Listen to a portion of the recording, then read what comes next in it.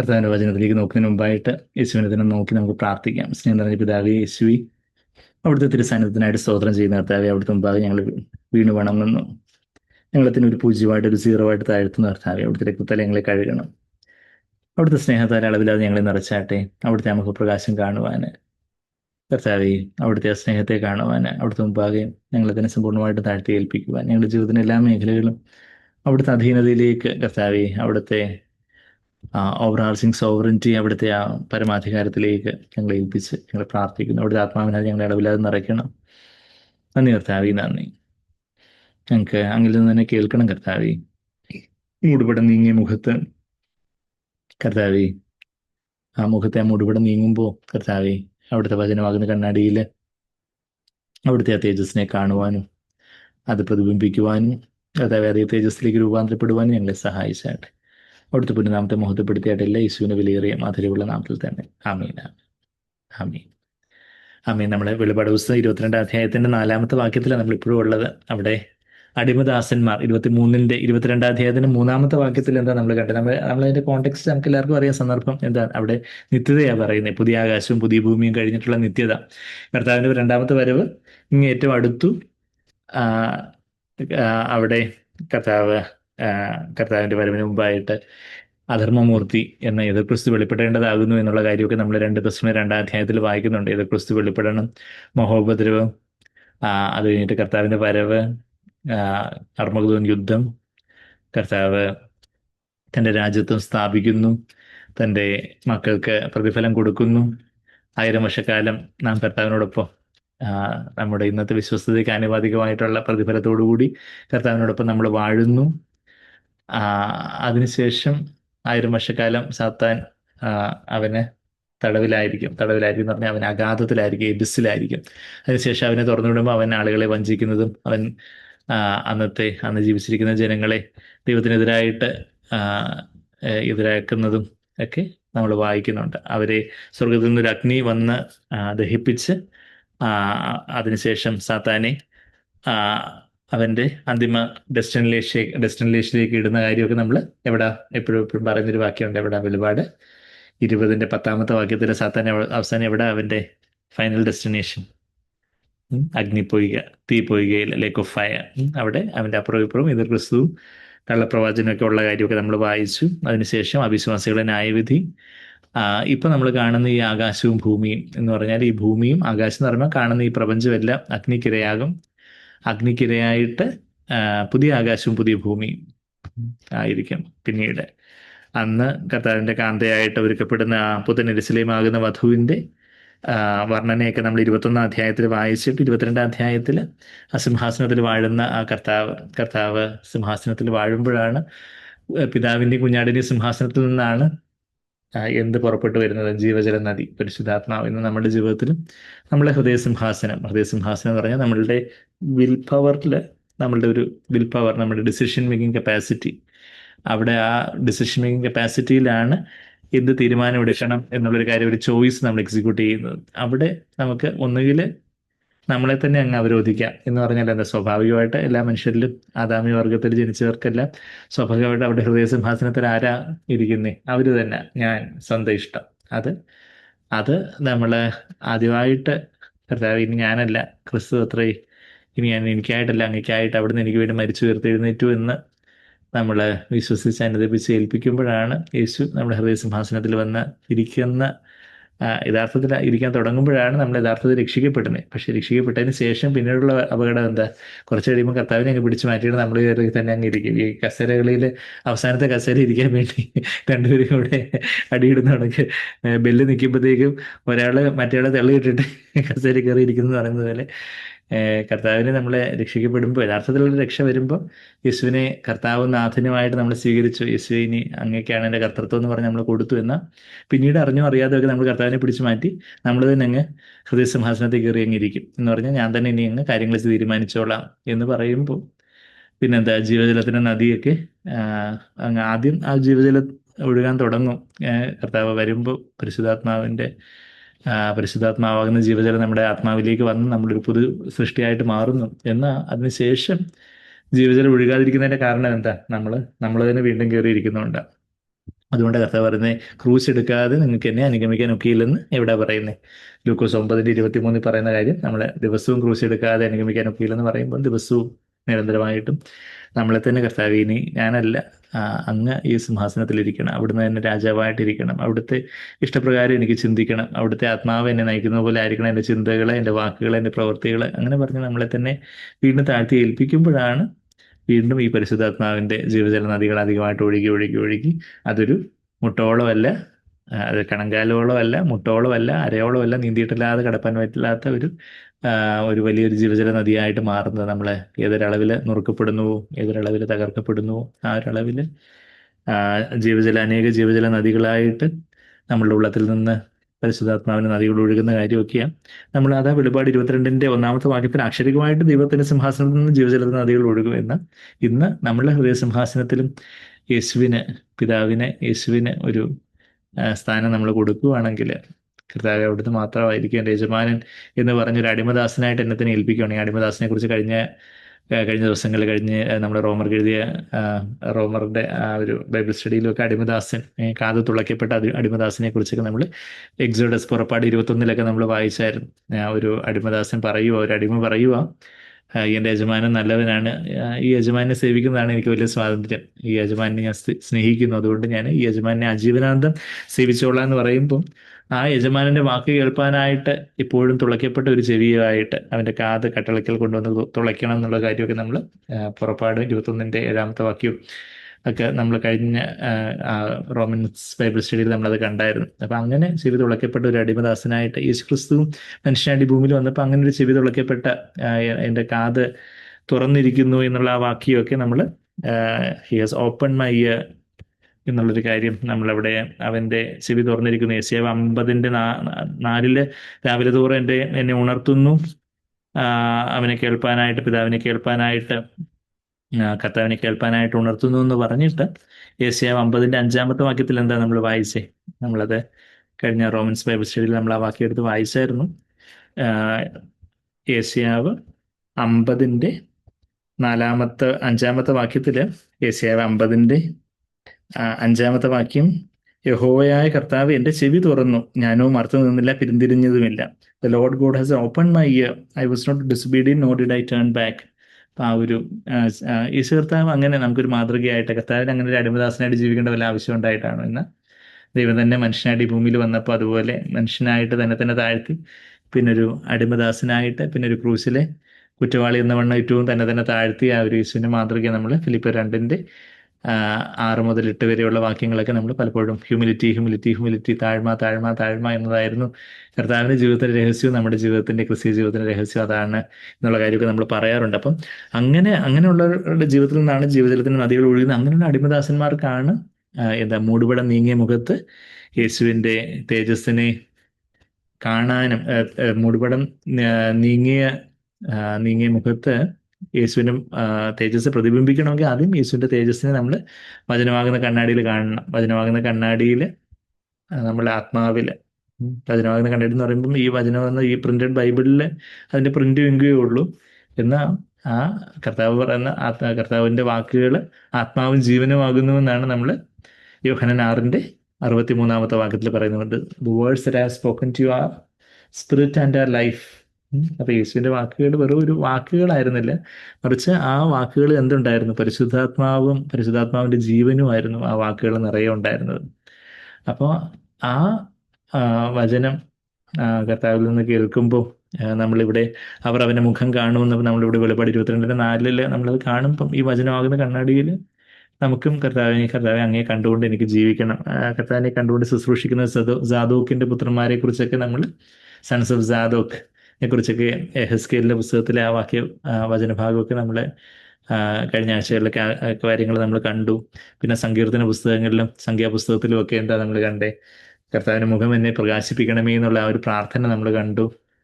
ആ മുഖം പ്രകാശിപ്പിക്കുമ്പോൾ കർത്താവിന്റെ മുഖം പ്രകാശിപ്പിക്കുമ്പോൾ നമ്മൾ ആ തേജസ്സിലേക്ക് രൂപാന്തരപ്പെടുന്ന ആ ഒരു 2 കൊരിന്ത്യർ 3 കാര്യങ്ങളാണ് നമ്മൾ കഴിഞ്ഞ റെവല്യൂഷൻ ബൈബിൾ സ്റ്റഡിയിൽ ആ കാര്യങ്ങളൊക്കെ കണ്ടു. 2 കൊരിന്ത്യർ 3-ാം അധ്യായത്തിൽ എന്താ നമ്മൾ കണ്ടേ?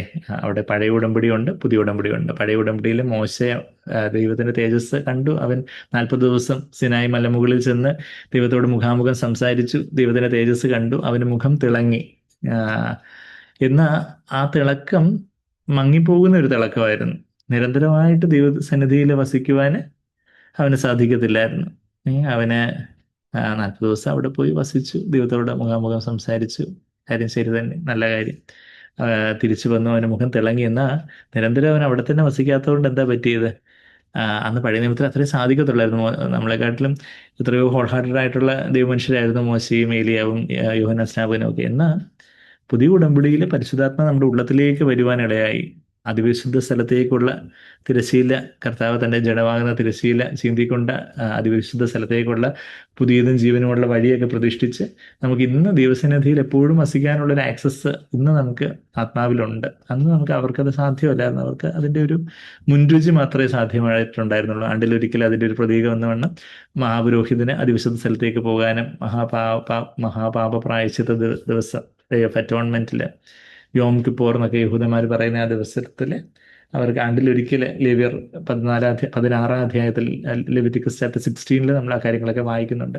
എന്നാൽ ഇന്ന് എന്നും എപ്പോഴും അവിടുത്തെ മുഖം കണ്ട് ആരാധിക്കാൻ ആത്മാവിൽ, അതായത് നമ്മളെ തന്നെ, അതായത് ഞാൻ ഈ പറയുന്ന എന്തെങ്കിലും വലിയ തിയറിയൊന്നുമല്ല, ഒന്നുമില്ല, ഇത്രയേ ഉള്ളൂ. നമ്മളെ തന്നെ സമ്പൂർണ്ണമായിട്ടും അങ്ങ് താഴ്ത്തി ഏൽപ്പിക്കുമ്പോൾ പരിശുദ്ധാത്മാ നമ്മളിൽ അങ്ങ് ദൈവത്തിന്റെ സ്നേഹം കൊണ്ട് നിറയ്ക്കുമ്പോൾ യേശുവിൻ്റെ സാന്നിധ്യ ബോധത്തോടെ കർത്താവിൻ്റെ സാന്നിധ്യത്തിൽ നമുക്ക് വസിക്കാനും, കർത്താവ് എൻ്റെ കൂടെ ഉണ്ട്, കർത്താവിനെ തന്നെ ആത്മാവിൽ കണ്ടുകൊണ്ട്, കർത്താവിൻ്റെ തേജസ്സിനെ കണ്ടുകൊണ്ട് ഞാനിപ്പോൾ ജോലിക്ക് പോകുന്നുണ്ടായിരിക്കും, ഡ്രൈവ് ചെയ്യുന്നുണ്ടായിരിക്കും, കുഞ്ഞുങ്ങളോടും ഭാര്യയോടും അപ്പനമ്മമാരോടൊക്കെ നമ്മൾ സംസാരിക്കുന്നു, പല കാര്യങ്ങളും ഇടപെടുന്നു, പല തീരുമാനങ്ങൾ എടുക്കുന്നു. അവിടെയൊക്കെ നാം നമ്മുടെ ദൈവഭാഗ്യം ഒരു 0 ആയിട്ട് നമ്മെ തന്നെ അങ്ങ് താഴ്ത്തി ഏൽപ്പിച്ചുകൊണ്ടേ ഇരിക്കുകയാണെങ്കിൽ പരിശുദ്ധാത്മ നമ്മളിൽ നിറഞ്ഞുകൊണ്ടേയിരിക്കുകയും യേശുവിൻ്റെ സാന്നിധ്യത്തിൽ യേശുവിൻ്റെ മുഖ തേജസ് കണ്ടുകൊണ്ട് ആ തേജസ്സിന്മേ തേജസ് പ്രാപിക്കാൻ പറ്റും. പഴയ നിയമത്തിൽ എങ്ങനെയായിരുന്നു? തേജസ് കൂടി വരുമായിരുന്നു, കുറഞ്ഞു വരുമായിരുന്നു? കുറഞ്ഞു വരുമായിരുന്നു. It was fading. അതാണ് നമ്മൾ 2 കൊരിന്ത്യർ 3 നമ്മൾ വായിക്കുന്നത്. അതുകൊണ്ടാണ് മോശ അതിൻ്റെ അവസാനം ഫെയ്ഡ് ചെയ്തങ്ങ് ഇല്ലാതായി പോകുന്നത്. ആ അവസാനം ആ ഫെയ്ഡ് ചെയ്ത് പോകുന്നത് കാണാതിരിക്കാൻ വേണ്ടി മോശ എന്ത് ചെയ്തേ? ഒരു വെയിൽ, ഒരു മൂടുപടം. ഇങ്ങനെ സഹോദരിമാരൊക്കെ തലയിൽ മൂടുപടം ഇടുന്നത് തന്നെ മോശം എന്ത് ചെയ്തു? മുഖത്തൊരു മൂടുപടം അങ്ങിട്ട്. അപ്പൊ അവർക്കാണെങ്കിൽ മോശയെ ഡയറക്റ്റ് നോക്കാൻ പോലും പറ്റുന്നില്ല, മുഖം അങ്ങ് തേജസ് കൊണ്ട്. ഇന്ന് നമ്മുടെ അക്ഷരീയമായിട്ട് നമ്മുടെ മുഖമല്ല തിളങ്ങുന്ന, മറിച്ച് നമ്മളുടെ ആത്മമനുഷ്യൻ ആണ് തിളങ്ങുന്നത്. ആത്മമനുഷ്യൻ തിളങ്ങുമ്പോൾ അത് ആ ദൈവത്തിന്റെ ജ്ഞാനം, പരിശുദ്ധാത്മാവ് ജ്ഞാനത്തിന്റെ ആത്മാവാണ്. ദൈവത്തിന്റെ ജ്ഞാനം നമ്മളുടെ മുഖത്തെയും പ്രകാശിപ്പിക്കുന്ന പറഞ്ഞാൽ നമ്മുടെ മുഖത്തൊരു സന്തോഷവും ഒരു സമാധാനവും ഒരു സ്വസ്ഥതയും ഒരു സാന്ത്വനവും ഒരു പ്രത്യാശയും എല്ലാം നമ്മുടെ മുഖത്ത് അത് പ്രതിഫലിക്കും എന്നുള്ള കാര്യം നല്ലത് തന്നെ. നമ്മളെപ്പോഴും ഇങ്ങനെ കൃത്രിമമായിട്ട് ചിരിച്ചുകൊണ്ടിരിക്കുന്ന കാര്യം എന്നല്ല പറയുന്നത്, മറിച്ച് എന്നാൽ നമ്മുടെ ഹൃദയത്തിലൊരു സന്തോഷമുള്ളപ്പോൾ അത് മുഖത്ത് ഒരു ശാന്തതയും സൗമ്യതയും സാവധാനതയും എല്ലാം കാണും. അത് എന്താ, ഒരു മനുഷ്യനില് ദൈവത്തിന്റെ ജ്ഞാനം നിറയുമ്പോൾ അവന്റെ മുഖത്തെ അത് പ്രകാശിപ്പിക്കുന്നു. എക്ലേസിയാസ്ട്രസ് അല്ലേ, സഭാപ്രസംഗി 8:1 പറയുന്നുണ്ട്. ഞാൻ ആ വാക്യങ്ങളിലേക്ക് പിന്നെയും പോകുന്നില്ല, എന്ന് വെച്ചാൽ ഇതൊക്കെ കഴിഞ്ഞ ആഴ്ചകളിൽ നമ്മൾ പറഞ്ഞ വാക്യങ്ങളാണ്. സഭാപ്രസംഗി 8:1 നമ്മൾ വായിക്കുന്നുണ്ട്. Man's wisdom will illumine his face and make his stern face to beam എന്നാണ് സഭാപ്രസംഗി 8-ാം വാക്യത്തിന് അവസാനം പറയുന്നത്. മാൻസ് വിസ്ഡം, മനുഷ്യന്റെ ജ്ഞാനം എന്ന് പറയുമ്പോൾ മനുഷ്യന് ദൈവത്തിന്റെ ജ്ഞാനം കൊടുക്കുമ്പോൾ അവിടെ ദൈവത്തിന്റെ ജ്ഞാനത്താൽ അപ്പൊ ഇന്ന് നമ്മളുടെ മുഖം ആക്ഷരികമായിട്ട് തിളങ്ങുന്നതല്ല. എന്തോ ഇങ്ങനെ ഗ്ലിറ്റർ വെച്ച് ചിലരൊക്കെ ഈ എന്തിനു പറഞ്ഞ ഈ ബ്യൂട്ടീഷ്യനൊക്കെ ചെന്ന് അലങ്കരിച്ച് ബ്യൂട്ടി പാർലറിനൊക്കെ ഇറങ്ങി വരുമ്പോൾ ഓരോരുത്തർ ഇങ്ങനെ അവിടെ ഇവിടെയൊക്കെ തിളങ്ങുന്ന ഉണക്കൊക്കെ കാണിക്കുന്ന ഉണക്ക് കൃത്രിമമായിട്ടുള്ള തിളക്കമൊന്നുമില്ല. അതൊക്കെ കുറച്ച് കഴിയുമ്പോൾ എല്ലാം കൂടെ കഴുകി കളയുമ്പോഴത്തേക്കും പടെ കരിവാളിച്ചിരിക്കും. എന്നാൽ അങ്ങനെയുള്ളൊരു കൃത്രിമ തിളക്കമല്ല, മറിച്ച് ദൈവത്തിന്റെ സന്നിധിയിൽ നമ്മൾ ചിലപ്പം കാണാൻ എത്ര വിരൂപമോ, നമ്മളെത്ര നമുക്ക് നമ്മളെ ലോകത്തിലെ ഫിലിം സ്റ്റാർസിനെ പോലുള്ള ബ്യൂട്ടിയോ കാര്യങ്ങളോ നമുക്ക് ഇല്ലെങ്കിലും നമ്മുടെ ഹൃദയത്തിലൊരു സന്തോഷം സമാധാനം ഉണ്ടെങ്കിൽ അത് ഒരു അകമേയുള്ള അലങ്കാരമാണ്. ഇന്ന് പുറമേയുള്ള അലങ്കാരം, പുറമേ കുറേ അലങ്കാരം എല്ലാം കൂടെ സ്വർണമോ ഏതാണ്ടൊക്കെ കുറച്ച് അലങ്കരിച്ച് വെക്കുന്നതിനൊക്കെയാണ് ആൾക്കാർക്ക് സ്വർണവും പൂക്കളും രത്നങ്ങളും ഏതാണ്ടൊക്കെ കുറെ പാടുപെട്ട് അലങ്കരിച്ച് വെക്കുന്നില്ല. ലോകത്തിലെ ലിപ്സ്റ്റിക്കും എന്തോ ഏതാണ്ടൊക്കെ കുറെ അവിടെ ഇവിടെയൊക്കെ ഏതാണ്ടൊക്കെ കുറെ പുരട്ടിയൊക്കെ വെക്കുന്നതൊക്കെയാണ് ലോകത്തിന്റെ അലങ്കാരം. എന്നാൽ നമുക്ക് അകമയുള്ള അലങ്കാരം, പുറമെയുള്ള അലങ്കാരം അല്ല. പുറമെ നമ്മൾ മാന്യമായിട്ട് വസ്ത്രം ധരിക്കുന്നു, നമ്മൾ മാന്യമായിട്ട് മോഡസ്റ്റ് ആയിട്ട് അപ്പിയർ ചെയ്യാൻ അതാ ദൈവവചനം പറയുന്നത്. നമ്മളെ ഒന്ന് തിമോത്തിയോസ് 2-ാം അധ്യായത്തിലും 1 പത്രോസ് 3-ലും ഒക്കെ പുറമെ നമ്മൾ മോഡസ്റ്റ് ആയിട്ട് ഒരു കുലീനതയോടെ, ഒരു മോഡസ്റ്റി എന്ന് പറഞ്ഞ ഒരു കുലീനത്വം, ഒരു പക്വത, ഒരു ഷാബി ആയിട്ട് എന്തെങ്കിലും വലിച്ചു വാരി അങ്ങനെയുള്ളതല്ല, കുറച്ച് നമ്മളൊരു ക്ലീൻ ആൻഡ് ടൈഡി ആയിട്ട് നമ്മൾ ആയിരിക്കുന്നു, മോഡസ്റ്റ് ആയിട്ട് ആയിരിക്കുന്നു. എന്തെങ്കിലും ഫാഷൻ സ്റ്റൈലും ഒക്കെ കാണിച്ച് എന്തെങ്കിലുമൊക്കെ മുടി അവിടെ എന്തെങ്കിലുമൊക്കെ ഓരോന്നൊക്കെ അങ്ങോട്ടും ഇങ്ങോട്ടൊക്കെ കാണിച്ച് വെച്ച് ആൾക്കാരെ ഇങ്ങനെ ശ്രദ്ധ തിരിപ്പിക്കാൻ വേണ്ടിയുള്ള എന്തെങ്കിലുമൊക്കെ ഹെയർ ഡുവോ അല്ലെങ്കിൽ അതുപോലുള്ള എന്തെങ്കിലുമൊക്കെ സ്റ്റൈലോ ഫാഷനോ ഒക്കെ കാണിച്ചു വെക്കാനില്ല. കുറച്ച് സാധാരണ പോലെ ഇപ്പം യേശു കർത്താവ് ഈ ഭൂമിയിൽ ജീവിച്ചപ്പോൾ അന്നത്തെ സാധാരണ യഹൂദ പുരുഷന്മാർ എങ്ങനെയായിരുന്നു മുടി ജീവിക്കുന്നത്, അതുപോലെ ആയിരിക്കും കർത്താവ് മുടി ജീവിക്കുന്നത്. എന്ന് പറഞ്ഞാൽ ഒരു കോൺസ്പിക്യൂസ് ആവാൻ വേണ്ടി എന്തെങ്കിലും പ്രത്യേകമായിട്ട് ഏതെങ്കിലും രീതിയിലുള്ള കുറെ കാര്യങ്ങളൊന്നും കർത്താവ് ചെയ്തില്ല. സാധാരണ അവിടുത്തെ അന്നത്തെ സാധാരണക്കാർ അങ്ങനെ ചെയ്യുമോ, അങ്ങനെ അല്ലാതെ അന്നത്തെ ഫ്രീക്കന്മാർ ചെയ്യുന്നത് പോലെ യുവ യുവ ഫ്രീക്കന്മാരെന്നൊക്കെയാണല്ലോ പറയുന്നത്. ഫ്രീക്കന്മാർ ചെയ്യുന്നത് പോലെ അന്നും യഹൂദന്മാരിലെ ഫ്രീക്കന്മാരായിട്ടുള്ള യുവാക്കൾ കാണുമായിരിക്കും. അപ്പൊ അവര് ചെയ്യുന്ന പോലെ എന്തെങ്കിലുമൊക്കെ കാര്യങ്ങൾ കർത്താവ് എന്തെങ്കിലുമൊക്കെ കാണിക്കാനോ കോപ്രായം കാണിക്കാനോ ഒന്നും നോക്കിയില്ല. പക്ഷെ സാധാരണ ഒരു നമ്മുടെ ഇടയിൽ പാർത്തു, സാധാരണ ഒരു മനുഷ്യനായിട്ട് കർത്താവ് നമ്മുടെ ഇടയിൽ പാർത്തു. അപ്പം ഞാൻ പറയുന്നത് വെച്ചാൽ കർത്താവിന്റെ ആ ഒരു മുഖതേജസ് നമ്മൾ കാണുന്ന ഒരു കാര്യമാണ് പറയുന്നത്. അപ്പൊ അകമയുള്ള മനുഷ്യൻ തിളങ്ങുമ്പോൾ അത് അതാണ് ദൈവത്തിന്റെ സന്നിധിയിൽ ഏറ്റവും പ്രഷ്യസ് ആയിട്ടുള്ള ഓർണമെന്റ് എന്നുള്ള കാര്യമൊക്കെ നമ്മൾ 1 പത്രോസ് 3 മുതലുള്ള വാക്യങ്ങളൊക്കെ നമ്മൾ പലപ്പോഴും വായിച്ചിട്ടുള്ള വാക്യങ്ങളാണ്. അത് വീണ്ടും വീണ്ടും എടുക്കുന്നില്ല, നമുക്ക് എല്ലാവർക്കും അറിയാവുന്ന വാക്യങ്ങളാണ്. ഒരു സൗമ്യതയും സാവധാനതയുള്ള ആത്മാവ്, meek and quite spirit, pneuma എന്നുള്ളൊരു വാക്ക് അവിടെ ഉപയോഗിച്ചിരിക്കുന്നു. സൗമ്യതയും സാവധാനം എന്നുള്ള മനസ്സെന്ന മലയാളത്തിൽ തെറ്റായിട്ട് ട്രാൻസ്ലേറ്റ് ചെയ്തിട്ടുള്ളത്. മനസ്സിലും സൗമ്യതയും സാവധാനതയൊക്കെ വന്നുള്ളൂ, പക്ഷേ ആത്മാവിൽ ആ ഒരു പരിശുദ്ധാത്മാവ് നൽകുന്ന ഒരു സൗമ്യതയും സാവധാനതയൊക്കെ വരുമ്പോൾ അത് നമ്മളുടെ മനസ്സിലും നമ്മളുടെ പ്രവൃത്തികളിലും വാക്കുകളിലും ഒക്കെ അത് പ്രതിഫലിച്ചോളും. അപ്പം അങ്ങനെ they will see his face, അവർ അവൻ്റെ മുഖം കാണും, അവൻ്റെ നാമം അവരുടെ നെറ്റിമേലിരിക്കും.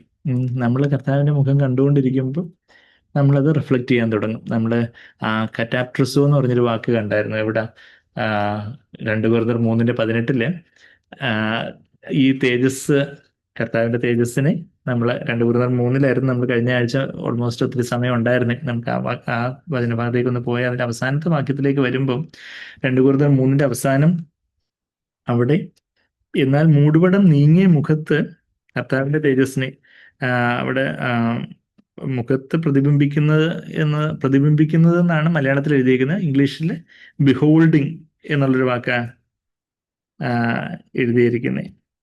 അപ്പോൾ ശരിക്കും ആ ഒരു കറ്റാപ്ട്രസോ എന്ന് പറഞ്ഞൊരു വാക്കാണ് അവിടെ ഉപയോഗിച്ചിരിക്കുന്നത്. അപ്പൊ അവിടെ കറ്റാപ്ട്രസോ എന്നുള്ള വാക്ക് എന്താ അർത്ഥമുള്ള, കറ്റ എന്ന് പറഞ്ഞ ഒരു ഒരു പ്രൊപ്പസിഷൻ മാതിരിയുള്ള ഒരു വാക്ക്, പ്രൊപ്പസിഷനാണ്. ഒപ്റ്റോനിയോമായി ഇസോപ്ട്രോൺ എന്ന് പറഞ്ഞാൽ കണ്ണാടി. അപ്പൊ കണ്ണാടിയിൽ മുഖം നോക്കുന്നതിനും പ്രതിബിംബിക്കുന്നതിനും രണ്ടിനും ഈ കറ്റാപ്ട്രസോ എന്നുള്ള, to see oneself in a mirror, to show or make to reflect in a mirror, രണ്ടിനും ഈ കറ്റാപ്ട്രസോ എന്നുള്ള ആ 2 അർത്ഥങ്ങളുണ്ട്. അപ്പൊ അത് മലയാളത്തിൽ ഒരർത്ഥവും ഇംഗ്ലീഷിൽ ഒരർത്ഥം എഴുതിയിരിക്കുന്നത്, പക്ഷേ രണ്ടും കൂടെ ചേർന്നുള്ള ഒരു അർത്ഥമാണ് ശരിക്കും ഗ്രീക്കിലുള്ളത്. അപ്പൊ അതായത് നമ്മൾ ട്രാൻസ്ലേറ്റ് ചെയ്യുകയാണെങ്കിൽ എങ്ങനെ ട്രാൻസ്ലേറ്റ് ചെയ്യണ്ടേ? എന്നാൽ മൂടുപടം നീങ്ങി നമ്മൾ we all with unveiled face beholding as in a mirror, കണ്ണാടിയിൽ എന്ന പോലെ കർത്താവിന്റെ തേജസ്സിനെ കാണുകയും പ്രതിബിംബിക്കുകയും ചെയ്യുന്നവരായി. മൂടുപടം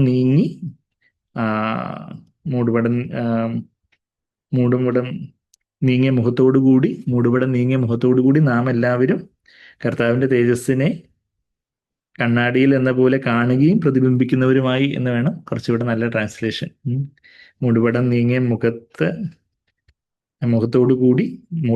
മുഖത്തോടുകൂടി നാം എല്ലാവരും കർത്താവിന്റെ തേജസ്സിനെ കണ്ണാടിയിൽ എന്ന പോലെ കാണുകയും പ്രതിബിംബിക്കുകയും ചെയ്യുന്നവരായി, ആത്മാവാകുന്ന കർത്താവിന്റെ ദാനമായിട്ട്, ആത്മാവാകുന്ന കർത്താവിന്റെ പ്രവൃത്തിയായിട്ട് എന്താ തേജസ്സിന്മേൽ തേജസ് പ്രാപിച്ചത്. യേശുവിന്റെ തേജസ്, യേശുവിന്റെ താഴ്മയും കാർക്കശ്യവും ഒക്കെ ദൈവത്തിന്റെ വചനത്തിൽ നമ്മൾ കാണുമ്പോൾ കർത്താവിന്റെ തേജസ്സിൽ എന്തൊക്കെയുണ്ടായിരുന്നു? കൃപയും ഉണ്ടായിരുന്നു, സത്യവും ഉണ്ടായിരുന്നു. എവിടെ നമ്മൾ വായിക്കുന്നേ? യോഹന്നാൻ ഒന്നിന്റെ 14 വാക്യത്തിൽ, John 1:14, in him word became flesh and we beheld his glory, glorious of the only begotten from the father, full of grace and truth. അതായത് കൃപയും സത്യം നിറഞ്ഞവനായി കർത്താവിന്റെ തേജസ്സിനെ കണ്ടു. അപ്പൊ കർത്താവിന്റെ തേജസ്സിൽ കൃപയുണ്ട്, സത്യമുണ്ട്. നമ്മൾ സാങ്ക്രിയം പലപ്പോഴും കേട്ടിട്ടുണ്ട്. അതൊരു ദൈവത്തിന്റെ സ്വഭാവത്തിലുള്ള രണ്ട് തരത്തിലുള്ള ആട്രിബ്യൂട്ട്സിന്റെ ഒരു ചിത്രമാണ്. ടെൻഡർ ആട്രിബ്യൂട്ട്സ്, അല്ലെങ്കിൽ വളരെ സൗമ്യമായിട്ടുള്ള ചില സ്വഭാവ സവിശേഷതകൾ എന്ന് പറഞ്ഞാൽ സ്നേഹവും കരുണയും മനസ്സലിവും ഒക്കെ കൃപ എന്നുള്ള വാക്കുകൊണ്ട് സൂചിപ്പിക്കുന്ന അതാ, ഗ്രേസ്. ആ ഒരു കർത്താവിന്റെ സ്നേഹവും താഴ്മയും കരുണയും മനസ്സലിവും സഹാനുഭൂതിയും എമ്പതിയും സിമ്പതിയും അതെല്ലാം കൃപ.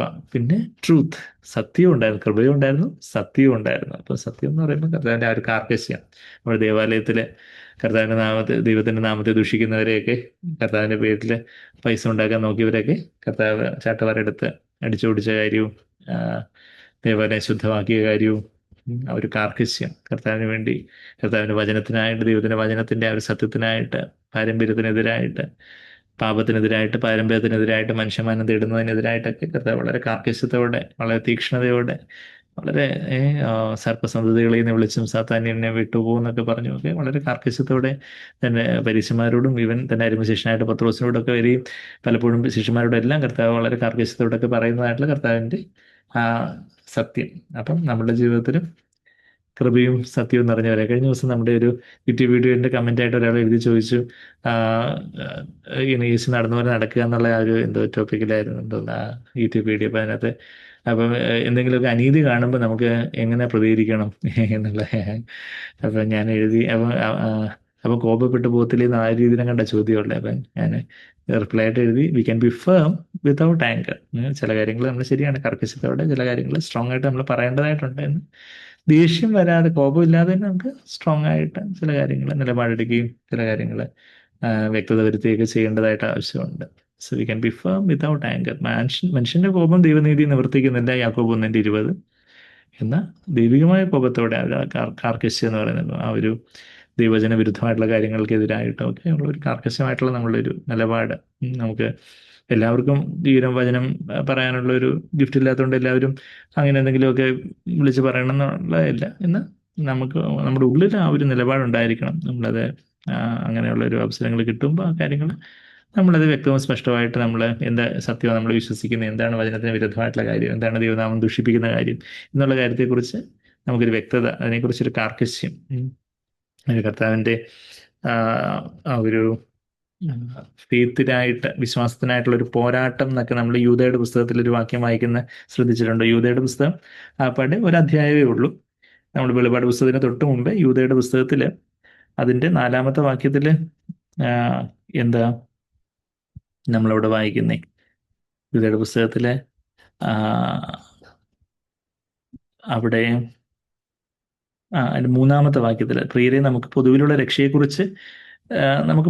രക്ഷയെക്കുറിച്ച് നിങ്ങൾക്ക് എഴുതാനായിട്ടാണ് ഞാൻ വിചാരിച്ചുകൊണ്ടിരുന്നേ. സകല പ്രയത്നവും ചെയ്യുകയില്ല, വിശുദ്ധന്മാർക്ക് ഒരിക്കലായിട്ട് ഭരമേൽപ്പിച്ചിരിക്കുന്ന വിശ്വാസത്തിന് വേണ്ടി. യൂദ 1:3. വിശുദ്ധന്മാർക്ക് ഒരിക്കലായിട്ട് ദൈവം ഭരമേൽപ്പിച്ച ആ വിശ്വാസത്തിന് വേണ്ടി പോരാടേണ്ടതിന്, വിശ്വാസത്തിന് വേണ്ടി പോരാടേണ്ട ആവശ്യമുണ്ട്. വിശ്വാസത്തിന് വേണ്ടി ചില കാര്യങ്ങൾ ഉറപ്പിച്ച കാര്യങ്ങൾ പറയുകയും വ്യക്തത വരുത്തുകയും വ്യക്തമായിട്ട് സ്പഷ്ടമായിട്ട് കാര്യങ്ങളൊക്കെ ഉറപ്പിച്ച് ഇതാണ് സത്യം, ഇതാണ് സത്യവചനം, ഇതാണ് വചനവിരുദ്ധമായിട്ടുള്ള കാര്യമാണ് മറ്റേത്, അങ്ങനെയൊക്കെയുള്ള ചില കാര്യങ്ങൾ, ഇതാണ് യഥാർത്ഥത്തിലുള്ള പരിശുദ്ധാത്മ നിറവിന്റെ ലക്ഷണങ്ങൾ. അല്ലാതെ ഇങ്ങനെ ചാട്ടവും തുള്ളവും ബഹളമൊന്നും അല്ല.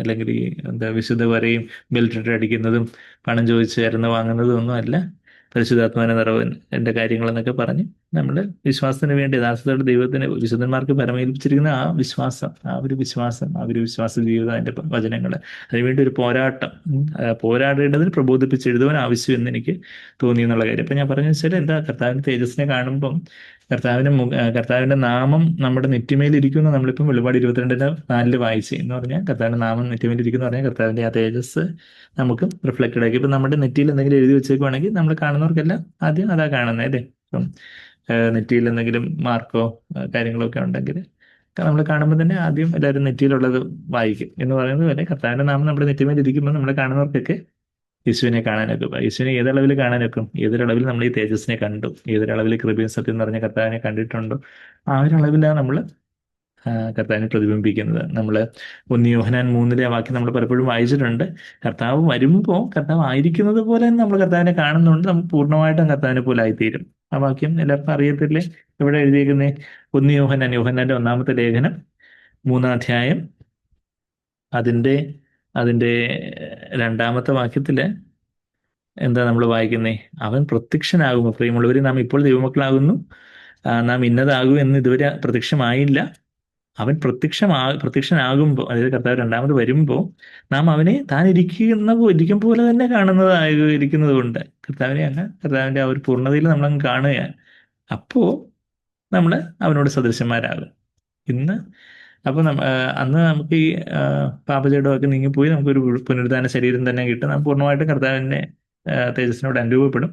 എന്നാൽ തേജസ് ഏതൊരളവിൽ അന്ന് വെളിവാകുമെന്ന് ചോദിച്ചാൽ, ഇന്ന് നാം ഏതൊരളവിൽ നമ്മളുടെ ആത്മാവിൽ ഒരു തേജസ് വന്നിട്ടുണ്ടോ ആ ഒരു അളവിൽ, അതിന് ആനുപാതികമായിട്ടുള്ള അളവിലായിരിക്കും അന്ന് തേജസ് വെളിപ്പെടുന്നത്. അപ്പോൾ ഓരോരുത്തർക്കും പുനരുദ്ധാനത്തിൽ എല്ലാവർക്കും ഒരേ തേജസ് അല്ല എന്നൊക്കെ നമ്മൾ 1 കൊരിന്ത്യർ 15-ന്റെ 42-43 വാക്യങ്ങളൊക്കെ നമ്മൾ വായിച്ചിട്ടുള്ള. ഞാൻ അതിലേക്കൊന്നും പോകുന്നില്ല, അതിലേക്കൊന്നും സമയമില്ല. നമുക്ക് പല തേജസ്സിലായിരിക്കും. കൂടുതൽ വിശ്വസ്തത പുലർത്തിയവർക്ക് കൂടുതൽ തേജസ്സായിരിക്കും. 60%, 30% വിശ്വസ്ത പുലർത്തിയവർക്ക് ആ തരത്തിലുള്ള തേജസ്സായിരിക്കും. ദൈവം തന്നിട്ട് വെളിച്ചത്തോട് 100% വിശ്വസ്ത പുലർത്താനായിട്ട് തങ്ങളെ തന്നെ ഏൽപ്പിച്ചു കൊടുക്കുന്നവർക്ക് അതുപോലുള്ളൊരു തേജസ്സായിരിക്കും. കൂടുതൽ കിട്ടിയവനോട് കൂടുതൽ ചോദിക്കും എന്നുള്ള കാര്യമൊക്കെ നമുക്ക് അറിയാം. ലൂക്കോസ് 12:48 കൂടുതൽ കിട്ടിയവനോട് കൂടുതൽ ചോദിക്കും എന്നുള്ള കാര്യമൊക്കെ നമ്മൾ വായിക്കുന്നത്. അപ്പം അങ്ങനെ ഇന്ന് കർത്താവിനെ നമ്മൾ ആയിരിക്കുന്നത് പോലെ തന്നെ കാണുമ്പോൾ പൂർണ്ണമായിട്ടും കർത്താവിനെ പോലെ ആയിത്തീരും. ഇന്നും നമ്മൾ ആ ഒരു പ്രിൻസിപ്പിളാണ് ഇന്നും ആപ്ലിക്കബിൾ. എന്താ, ഇന്ന് ഏതൊരളവിൽ നമ്മൾ യേശുവിന്റെ തേജസ്സിനെ കർത്താവിന്റെ വചനത്തിൽ കാണുന്നു. ഒരു ദിവസവും യേശുവിനോടും കർത്താവിന്റെ മുമ്പാകെ നമ്മൾ പ്രാർത്ഥിക്കുകയും കർത്താവിനോട് കമ്മ്യൂണിക്കേറ്റ് ചെയ്യും. ഏതൊരളവിൽ കർത്താവിന്റെ ആ തേജസ്സിനെ, കർത്താവിന്റെ ആ സ്നേഹവും നിസ്വാർത്ഥതയും താഴ്മയും കാർക്കശ്യവും എല്ലാം നമ്മൾ ഏതൊരളവിൽ നമ്മൾ ആ തേജസ്സിനെ കാണുന്നു, ആ ഒരു അളവിലേക്കാണ് നമ്മൾ ആയിത്തീരുന്നത്. അതാ അവന്റെ നാമം അവരുടെ നെറ്റിമേലിരിക്കും എന്നുള്ളൊരു കാര്യം നമ്മൾ വായിക്കുന്നത്. They will be beholding the lord so much that they will begin to reflect his nature. കർത്താവിനെ അത്രമാത്രം നമ്മൾ കണ്ടുകൊണ്ടിരിക്കും. കർത്താവിന്റെ ആ സ്വഭാവം, ദിവ്യ സ്വഭാവം നമ്മളിൽ പ്രതിഫലിക്കും. നമ്മൾ ആ കർത്താവിന്റെ നാമം നമ്മുടെ നെറ്റിമേലിരിക്കും അതൊരു ദൈവത്തിന്റെ ഒരു വാഗ്ദത്തമായിട്ട് നമ്മൾ എവിടെ വായിച്ചത്? വെളിപാട് പുസ്തകത്തിൽ വായിച്ചായിരുന്നു. എവിടെ? വെളിപാട് പുസ്തകം 3-ാം അധ്യായത്തിലേക്ക് വരുവാണെങ്കിൽ അതിന്റെ 12-ാമത്തെ വാക്യത്തില് ഏറ്റവും നല്ല സഭയ്ക്ക് കൊടുത്തൊരു വാഗ്ദത്വമായിട്ട് നമ്മളവിടെ കാണുന്നുണ്ട്. ഏറ്റവും നല്ല സഭ ഏതായിരുന്നു? 7 സഭയിൽ ഏറ്റവും നല്ല സഭ ഫിലാദൽഫിയ സഭയും സ്പെർണ സഭയായിരുന്നു. ഈ 7 സഭകളിൽ ബാക്കി 5 സഭകളെ കുറിച്ച് ഒത്തിരി തിരുത്തലുകളൊക്കെ പറയാനുണ്ടായിരുന്നു. ഏറ്റവും മോശം സഭയായിട്ടുണ്ടായിരുന്നത് ലവോദിക്യ സഭയായിരുന്നു. അതിനെക്കുറിച്ചൊരു നല്ലത് വാക്ക് പോലും കർത്താവിന് പറയാനില്ലായിരുന്നു. കർത്താവ് ഒരു ഫ്ലാറ്ററിംഗ് ആയിട്ട്, മോശതയായിട്ട് എന്തെങ്കിലും ഒരു നല്ലത് ഇരിക്കട്ടെ എന്ന് പറഞ്ഞ് ഇല്ലാത്ത കാര്യമൊന്നും പറഞ്ഞില്ല. ഉള്ള കാര്യമെല്ലാം ഉള്ളതുപോലെ പറയുകയും ചെയ്യുന്ന കർത്താവിനെ നമ്മൾ കാണുന്നുണ്ട്. അപ്രീഷിയേറ്റ് ചെയ്യേണ്ടതൊക്കെ അപ്രീഷിയേറ്റ് ചെയ്യുന്നതൊക്കെ ബാക്കിയുള്ള സഭകളിലെല്ലാം നമ്മൾ കാണുന്നുണ്ട്. എന്നാൽ ഫിലാദൽഫിയ സഭയെക്കുറിച്ചൊന്നും തെറ്റ് പറയാനൊന്നും ഇല്ല. അവരോട് പറയുക, നിങ്ങൾ അതിന്റെ 11 മുതൽ ഞാൻ വായിക്കും, ഞാൻ വേഗം വരുന്നു, നിന്റെ കിരീടം ആരും എടുക്കാതിരിക്കുമെന്നൊക്കെ വേണം, നിനക്കുള്ളത് പിടിച്ചുകൊള്ളുക. നിനക്ക് വേണ്ടി ഞാനൊരു കിരീടം വെച്ചിട്ടുണ്ട്, എന്നാൽ നീ താങ്ങി തൂങ്ങി ഇരുന്നാല് വേറെ ആരെങ്കിലും കിരീടം അടിച്ചുകൊണ്ട് പോകും എന്ന് പറഞ്ഞാൽ നമുക്ക് ദൈവം വെച്ചിരിക്കുന്ന ഒരു ദൗത്യമുണ്ട്. ക്രിസ്തുവിന്റെ ശരീരമാകുന്ന സഭയിൽ ദൈവം നമുക്കായിട്ട് വെച്ചിരിക്കുന്ന ഒരു പാർട്ടുണ്ട്. അത് ചെയ്യുവാന്, അത് നിവർത്തിക്കുവാന് നമ്മൾ പരിശുദ്ധാത്മാവിന് പ്രേരണയ്ക്ക് കീഴടങ്ങാതെ നമ്മളുടെ സ്വന്തം ഇഷ്ടപ്രകാരം മാർത്തെ പോലെ എന്തെങ്കിലുമൊക്കെ ചെയ്തുകൊണ്ടിരിക്കുവോ? അതോ നമ്മൾ ഒന്നും ചെയ്യാതെ തന്നെ ചെയ്യാതിരിക്കുവോ? ഈ ഉള്ള താലന്തെല്ലാം കൊണ്ടുപോയി കുഴിച്ചിട്ട്, ഭൂമിയിൽ കൊണ്ടുപോയി കുഴിച്ചിട്ടിട്ട് കർത്താവ് കാർക്കശ്യക്കാരനാണെന്ന് പറഞ്ഞുകൊണ്ടിരിക്കുവാണെങ്കിൽ എന്താ, ഈ നമുക്ക് വെച്ചിരിക്കുന്ന ആ ദൗത്യം പിന്നെ ആരെങ്കിലും നിറവേറ്റണമല്ലോ. കർത്താവിന്റെ പേരിൽ നടക്കണം. അപ്പോൾ അതുകൊണ്ട് കർത്താവ് എന്ത് ചെയ്യും? വേറെ കൂടുതൽ വിശ്വസ്തയായിട്ട് കാര്യങ്ങൾ ചെയ്യുന്ന ഒരാൾക്ക് ആ കാര്യം കൂടെ അങ്ങ് ഏൽപ്പിക്കും. അതായത് നമ്മൾ സാങ്ക്രിഫൈസ് കേട്ടിട്ടുള്ളത് പോലെ യൂദാസ് ഇസ്കറിയോത്തിന്റെ കിരീടം അടിച്ചുകൊണ്ട് പോയെന്ന് ഞാൻ കുറച്ച് ഇൻവേർട്ടർ കമ്പനിയൊക്കെ പറയാന്ന് വെച്ചാല് ആര് കൊണ്ടുപോയി കാണും? അതായിരിക്കും പൗലോസിന് കിട്ടിയത്. പൗലോസിനുള്ള ദൗത്യം ഉണ്ടായിരുന്നു. പൗലോസിന് വെച്ച കിരീടം ഉണ്ടായിരുന്നു. പൗലോസ് അതുപോലെ ദൈവത്തിന് വേണ്ടി ഹോൾ ഹാർട്ടഡായിട്ട് ഓടിയതുകൊണ്ട് യൂദാസിന്റെ കിരീടം കൂടെ, ഒരുപക്ഷെ യൂദാസ് പൗലോസിനെ പോലെ തന്നെ അതുപോലെ ബുദ്ധിസാമർഥ്യമുള്ളവനായിരുന്നു. അതുകൊണ്ട് അവന് നല്ല കണക്കൊക്കെ നല്ല വശമുള്ളത് കൊണ്ട് ബാങ്ക് അക്കൗണ്ട്, അന്നത്തെ സേവിങ്സ് അക്കൗണ്ട്, പണസഞ്ചിയൊക്കെ യൂദാസിനെ ഏൽപ്പിച്ച്. എന്നാൽ യൂദാസ് തെറ്റിപ്പോയി. അപ്പം യൂദാസ് ഒരാളെ വഞ്ചിക്കാൻ വേണ്ടി ഒരാളെ വേണം, അതുകൊണ്ട് ഒരു യൂദാസിനെ അങ്ങ് ഉരുവാക്കിയേക്കാന്ന് വിചാരിച്ച് അങ്ങനെ ഒരിക്കലും അല്ല. യൂദാസിനെ കുറിച്ച് ദൈവത്തിനൊരു ഇതിനൊരു പെർഫെക്റ്റ് പ്ലാൻ ഉണ്ടായിരുന്നു. എന്നാൽ അവൻ വഞ്ചകനായി പോയി, വഞ്ചകനായി തീർന്നു എന്നൊക്കെ നമ്മൾ ലൂക്കോസ് 6:16 നമ്മൾ വായിക്കുന്നു. He became A ട്രൈറ്റർ. He was A ട്രൈറ്റർ in the beginning എന്നല്ല, ഒരു വഞ്ചകനായിട്ടുള്ള ഒരാളെ പിടിച്ച് ഞാൻ അങ്ങ് ശിഷ്യനാക്കിയൊക്കെ, ആരെങ്കിലും വഞ്ചിക്കാൻ വേണമല്ലോ, അപ്പോൾ അതുകൊണ്ട് ഈ വഞ്ചകനെ പിടിച്ച് അങ്ങ് ശിഷ്യനാക്കി ഇവൻ ആളെ എന്നെ വഞ്ചിച്ചോളൂ എന്ന് വിചാരിച്ച് അങ്ങനെ സാഡിസ്റ്റിക് ആയിട്ട് ചെയ്തതല്ല, മറിച്ച് ഏറ്റവും ഹോൾ ഹാർട്ടഡ് ബാക്കി ശിഷ്യന്മാരെ പോലെ പൂർണ്ണതയോടെ ഇറങ്ങി തിരിച്ചവനാ യൂദാസ്. എന്നാൽ അവൻ വഞ്ചകനായി തീർന്നു, അവനങ്ങ് കഠിനപ്പെടുത്തി, തന്നെ കഠിനപ്പെടുത്തി വീണുപോയി. അതാണ് നമ്മൾ ലൂക്കോസ് 6:16 നമ്മളത് കാണുന്നുണ്ട്. ഹി ബിക്കെയിം എ ട്രൈറ്റർ, വഞ്ചകനായി തീർന്ന യൂദാസ് എന്ന് വായിക്കുന്നുണ്ട്, ദ്രോഹിയായി തീർന്ന യൂദാസ് എന്ന് വായിക്കുന്നുണ്ട്. അപ്പോൾ അവന്റെ കിരീടം വേറെ പോയി എന്ന് വെച്ചാൽ നമ്മൾ കർത്താവിനെ പറയുന്നുണ്ടല്ലോ, കൂടുതൽ കിട്ടിയവനോട് ഇങ്ങനെ ഉള്ളവന് കൂടുതൽ കൊടുക്കപ്പെടും എന്ന് പറഞ്ഞാൽ വിശ്വസ്തതയുള്ളവന്. നമുക്ക് പരിശുദ്ധാത്മാവിന്റെ പ്രേരണയ്ക്ക് പ്രതികരിക്കുന്ന അതാണ് ആ വിശ്വസ്തത എന്ന് പറഞ്ഞാൽ. നമ്മുടെ ദൈവത്തിന്റെ ആത്മാവിന്റെ പ്രേരണയ്ക്ക് നമ്മൾ പൂർണ്ണതയോട് പ്രതികരിക്കുന്നവരാണെങ്കിൽ നമുക്ക് ദൈവം കൂടുതലായിട്ട് തരും. അതായത് അതിന്റെ സിമ്പിൾ എക്സാമ്പിൾ പറയുവാണെങ്കിൽ, 2 എണ്ണ വിളക്ക്, നിലവിളക്കോ എണ്ണയുള്ള വിളക്ക് കത്തിക്കൊണ്ടിരിക്കുക, അതിനകത്ത് ഒരെണ്ണം കരിന്തിരി കത്തിക്കൊണ്ടിരിക്കുക, എന്ത് ഈ കരിന്തിരി കത്തി ഇങ്ങനെ എന്ന് പറഞ്ഞ ശബ്ദം ഉണ്ടാക്കിക്കൊണ്ടിരിക്കുക, മറ്റേത് നന്നായിട്ട് കത്തുന്നുമുണ്ട്. അപ്പൊ എന്ത് ചെയ്യും?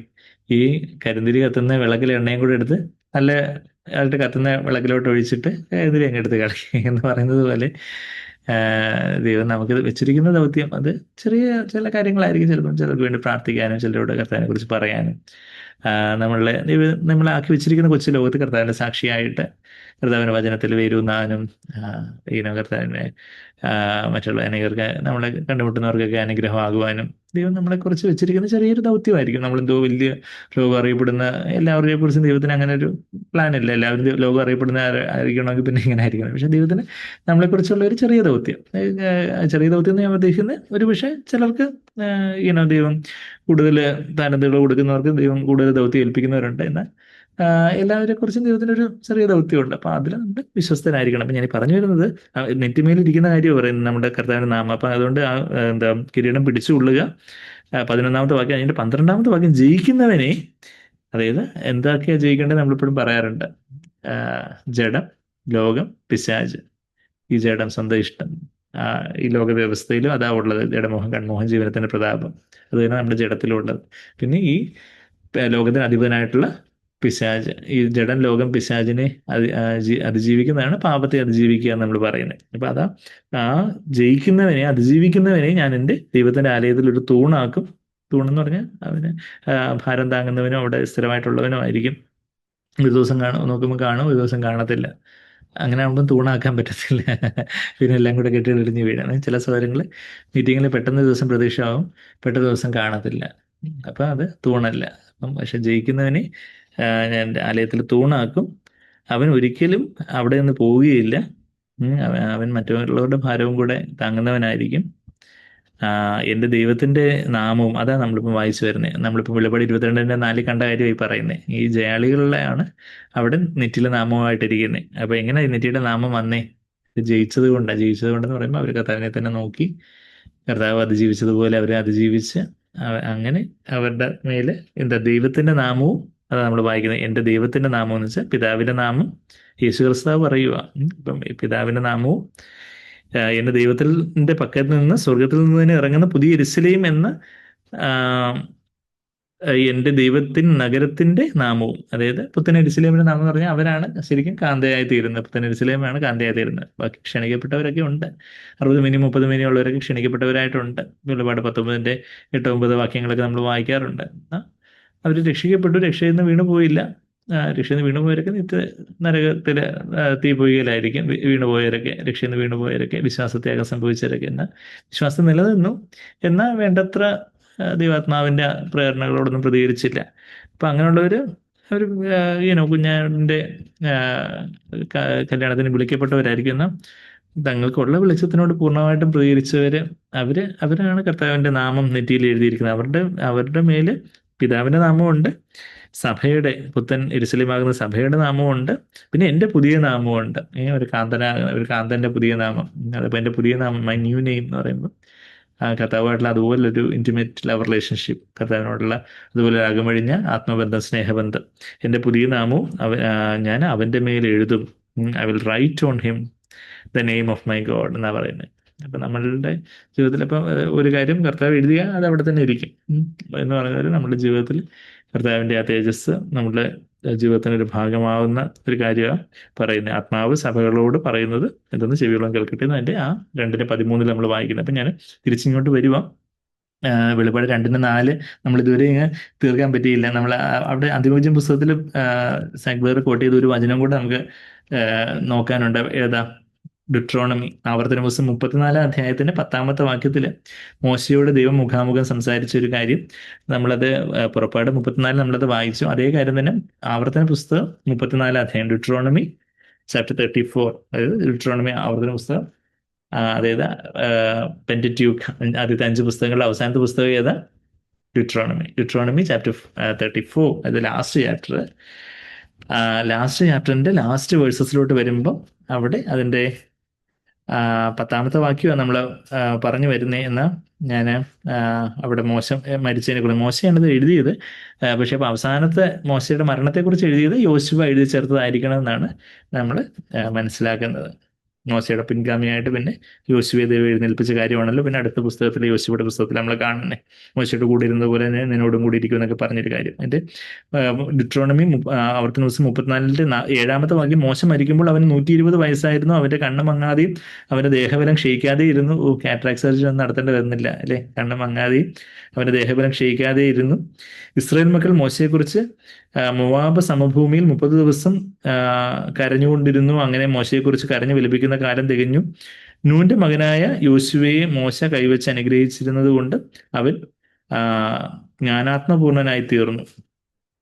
Filled with the spirit of wisdom, holy സ്പിരിറ്റിനെ സ്പിരിറ്റ് ഓഫ് വിസ്ഡം ആയിട്ട് അവിടെയും യെശയ്യാവ് 11:2 മാത്രമല്ല, ഇവിടെ ഡിട്രോണമി ആവർത്തന പുസ്തകം 34:9 പറയുന്നുണ്ട്. ജ്ഞാനാത്മപൂർണൻ എന്ന് പറഞ്ഞാൽ filled with the spirit of wisdom, ജ്ഞാനത്തിന്റെ ആത്മാവിനാൽ നിറയപ്പെട്ടവൻ, അതാ ജ്ഞാനാത്മപൂർണനായി തീർന്നു. യഹോവ മോശയോട് കൽപ്പിച്ചതുപോലെ ഇസ്രായേൽ മക്കൾ അവനെ അനുസരിച്ചു. എന്നാൽ മിസ്രയീം ദേശത്ത്, അപ്പം 10 വാക്യത്തിലേക്ക് നമ്മൾ വരുന്നത് എന്താ? ഡിട്രോണമി ആവർത്തന പുസ്തകം 34:10 എല്ലാവരും കണ്ടല്ലോ. എന്താ പറയുന്നേ? എന്നാൽ മിസ്രയീം ദേശത്ത് ഫറവോനോടും അവന്റെ സകല ഭൃത്യന്മാരോടും അവന്റെ സർവ്വദേശത്തോടും ചെയ്യുവാൻ യഹോവ മോശയെ നിയോഗിച്ചയച്ച സകല അത്ഭുതങ്ങളും ഭുജവീര്യങ്ങളും എല്ലാ ഇസ്രയേലും കാണുകെ മോശ പ്രവർത്തിച്ച ഭയങ്കര കാര്യമൊക്കെയും വിചാരിച്ചാൽ യഹോവ അഭിമുഖമായി സംസാരിച്ച, മലയാളത്തിൽ അത് 12 വാക്യത്തിലാണ് വന്നിരിക്കുന്നത്, ഇംഗ്ലീഷിൽ 10 വാക്യത്തിൽ തന്നെ. യഹോവ അഭിമുഖമായി അറിഞ്ഞ മോശയെ പോലെ ഒരു പ്രവാചകൻ ഇസ്രയേലിൽ പിന്നെ ഉണ്ടായിട്ടില്ല. എത്ര വലിയൊരു സാക്ഷ്യം. whom the Lord knew face to face. Since that time no prophet has risen in Israel like Moses, whom the Lord knew face to face.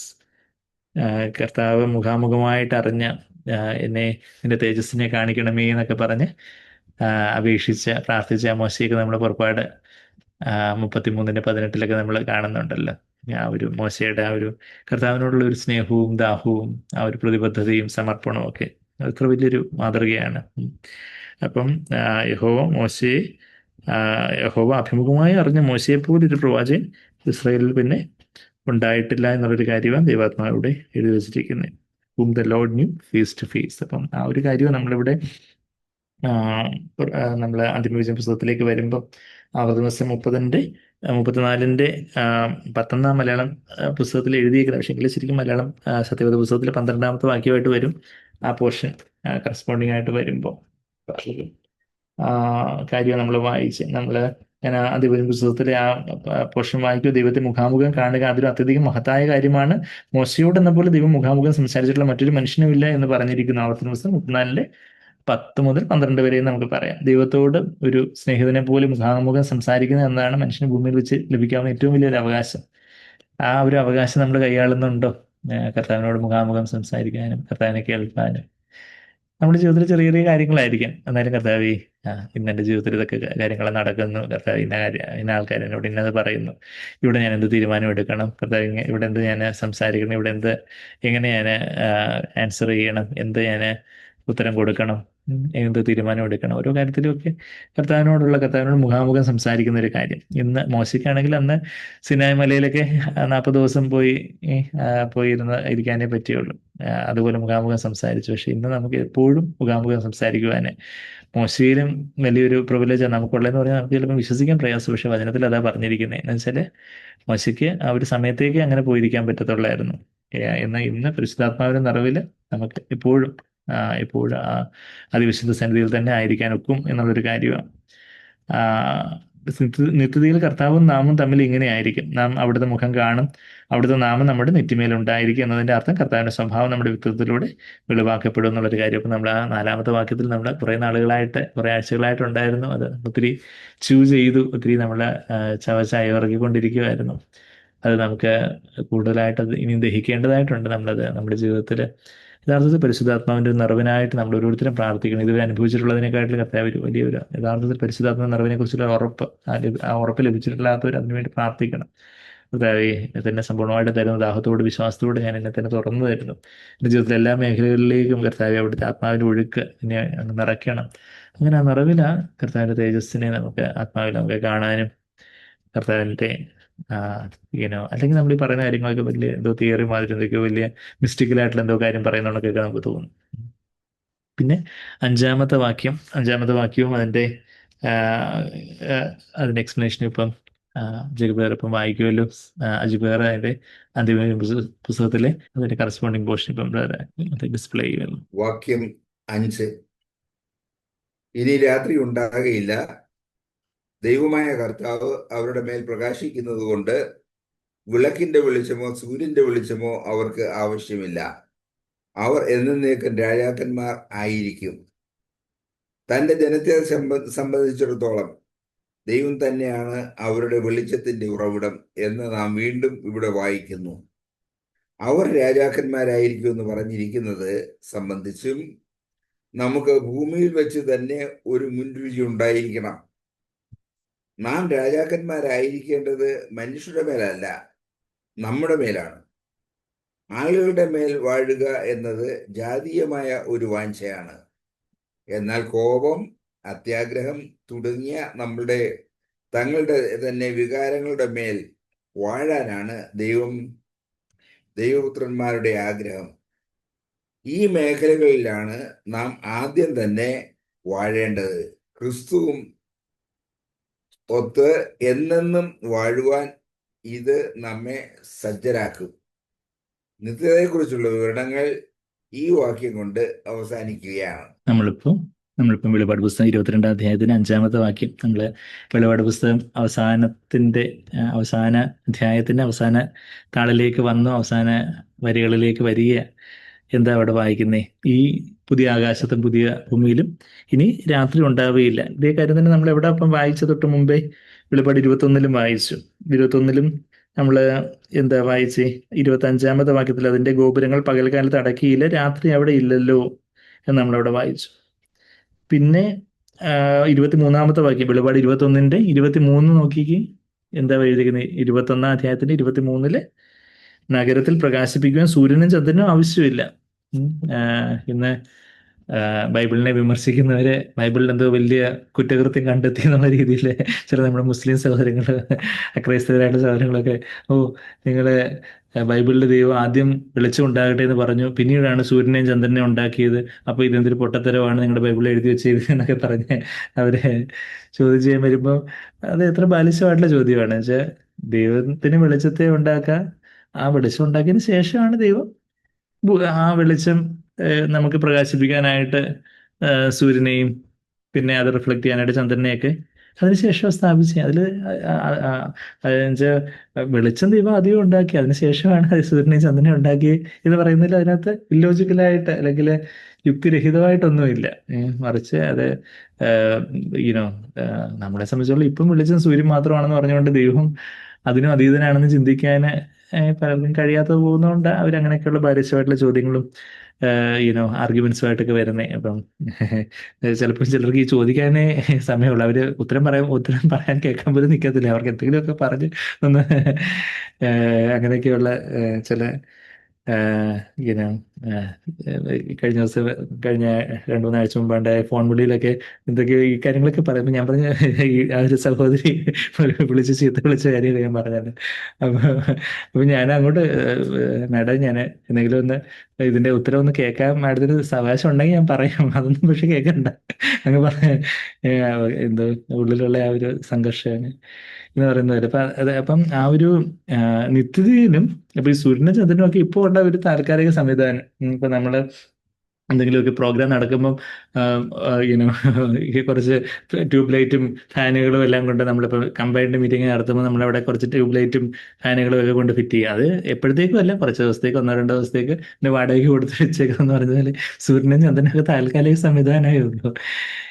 എന്നാൽ നിത്യതയിൽ ദൈവം തന്നെയാണ് നമ്മുടെ വെളിച്ചം. അത് നമ്മളവിടെ വായിക്കുന്നത് അതിന്റെ ഒരു ആത്മീയ അർത്ഥം ഉണ്ടെന്നുള്ള കാര്യം നമ്മൾ കണ്ടായിരുന്നു. വെച്ചാൽ നമ്മളെ നമ്മുടെ വെളിച്ചം എന്ന് പറയുന്നത് നമ്മളെ സന്തോഷിപ്പിക്കുന്ന, നമുക്ക് ആരോഗ്യവും ബലവും എനർജിയും ഊർജ്ജവും ഒക്കെ തരുന്നത് കർത്താവ് തന്നെയാണെന്നുള്ളൊരു കാര്യം. ഇപ്പം സൂര്യപ്രകാശത്തിൽ നിന്നാണ് ചെടികളൊക്കെ എന്താ അവരുടെ ക്ലോറോഫില്ലൊക്കെ ഉപയോഗിച്ച് ഫോട്ടോസിന്തസിസ് ഒക്കെ ചെയ്യൂല്ലേ, നിങ്ങൾ ബയോളജിയിൽ ബോട്ടണിയിൽ പഠിക്കുന്നുണ്ട്.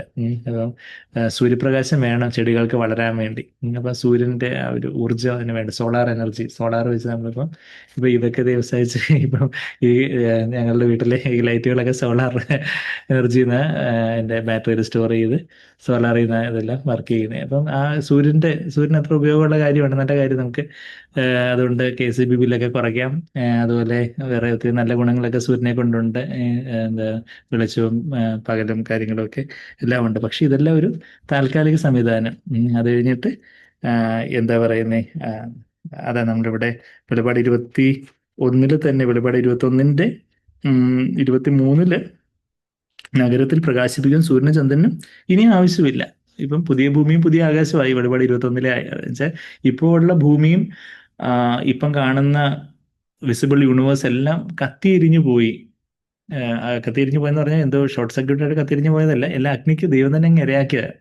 എന്താ അബദ്ധത്തിൽ കത്തിയെരിഞ്ഞു പോകുന്നത്, തുണിക്കട പെട്ടെന്ന് കത്തിയെരിഞ്ഞു പോയി എന്നൊക്കെ നമ്മൾ പത്രത്തിൽ വായിക്കുന്നുണ്ടെങ്കിൽ അങ്ങനെ ഒരു കത്തിയെരിഞ്ഞു പോക്കലല്ല, മറിച്ച് ദൈവം തന്നെ ഇതെല്ലാം അഗ്നിക്ക് ഇരയാക്കുന്നു.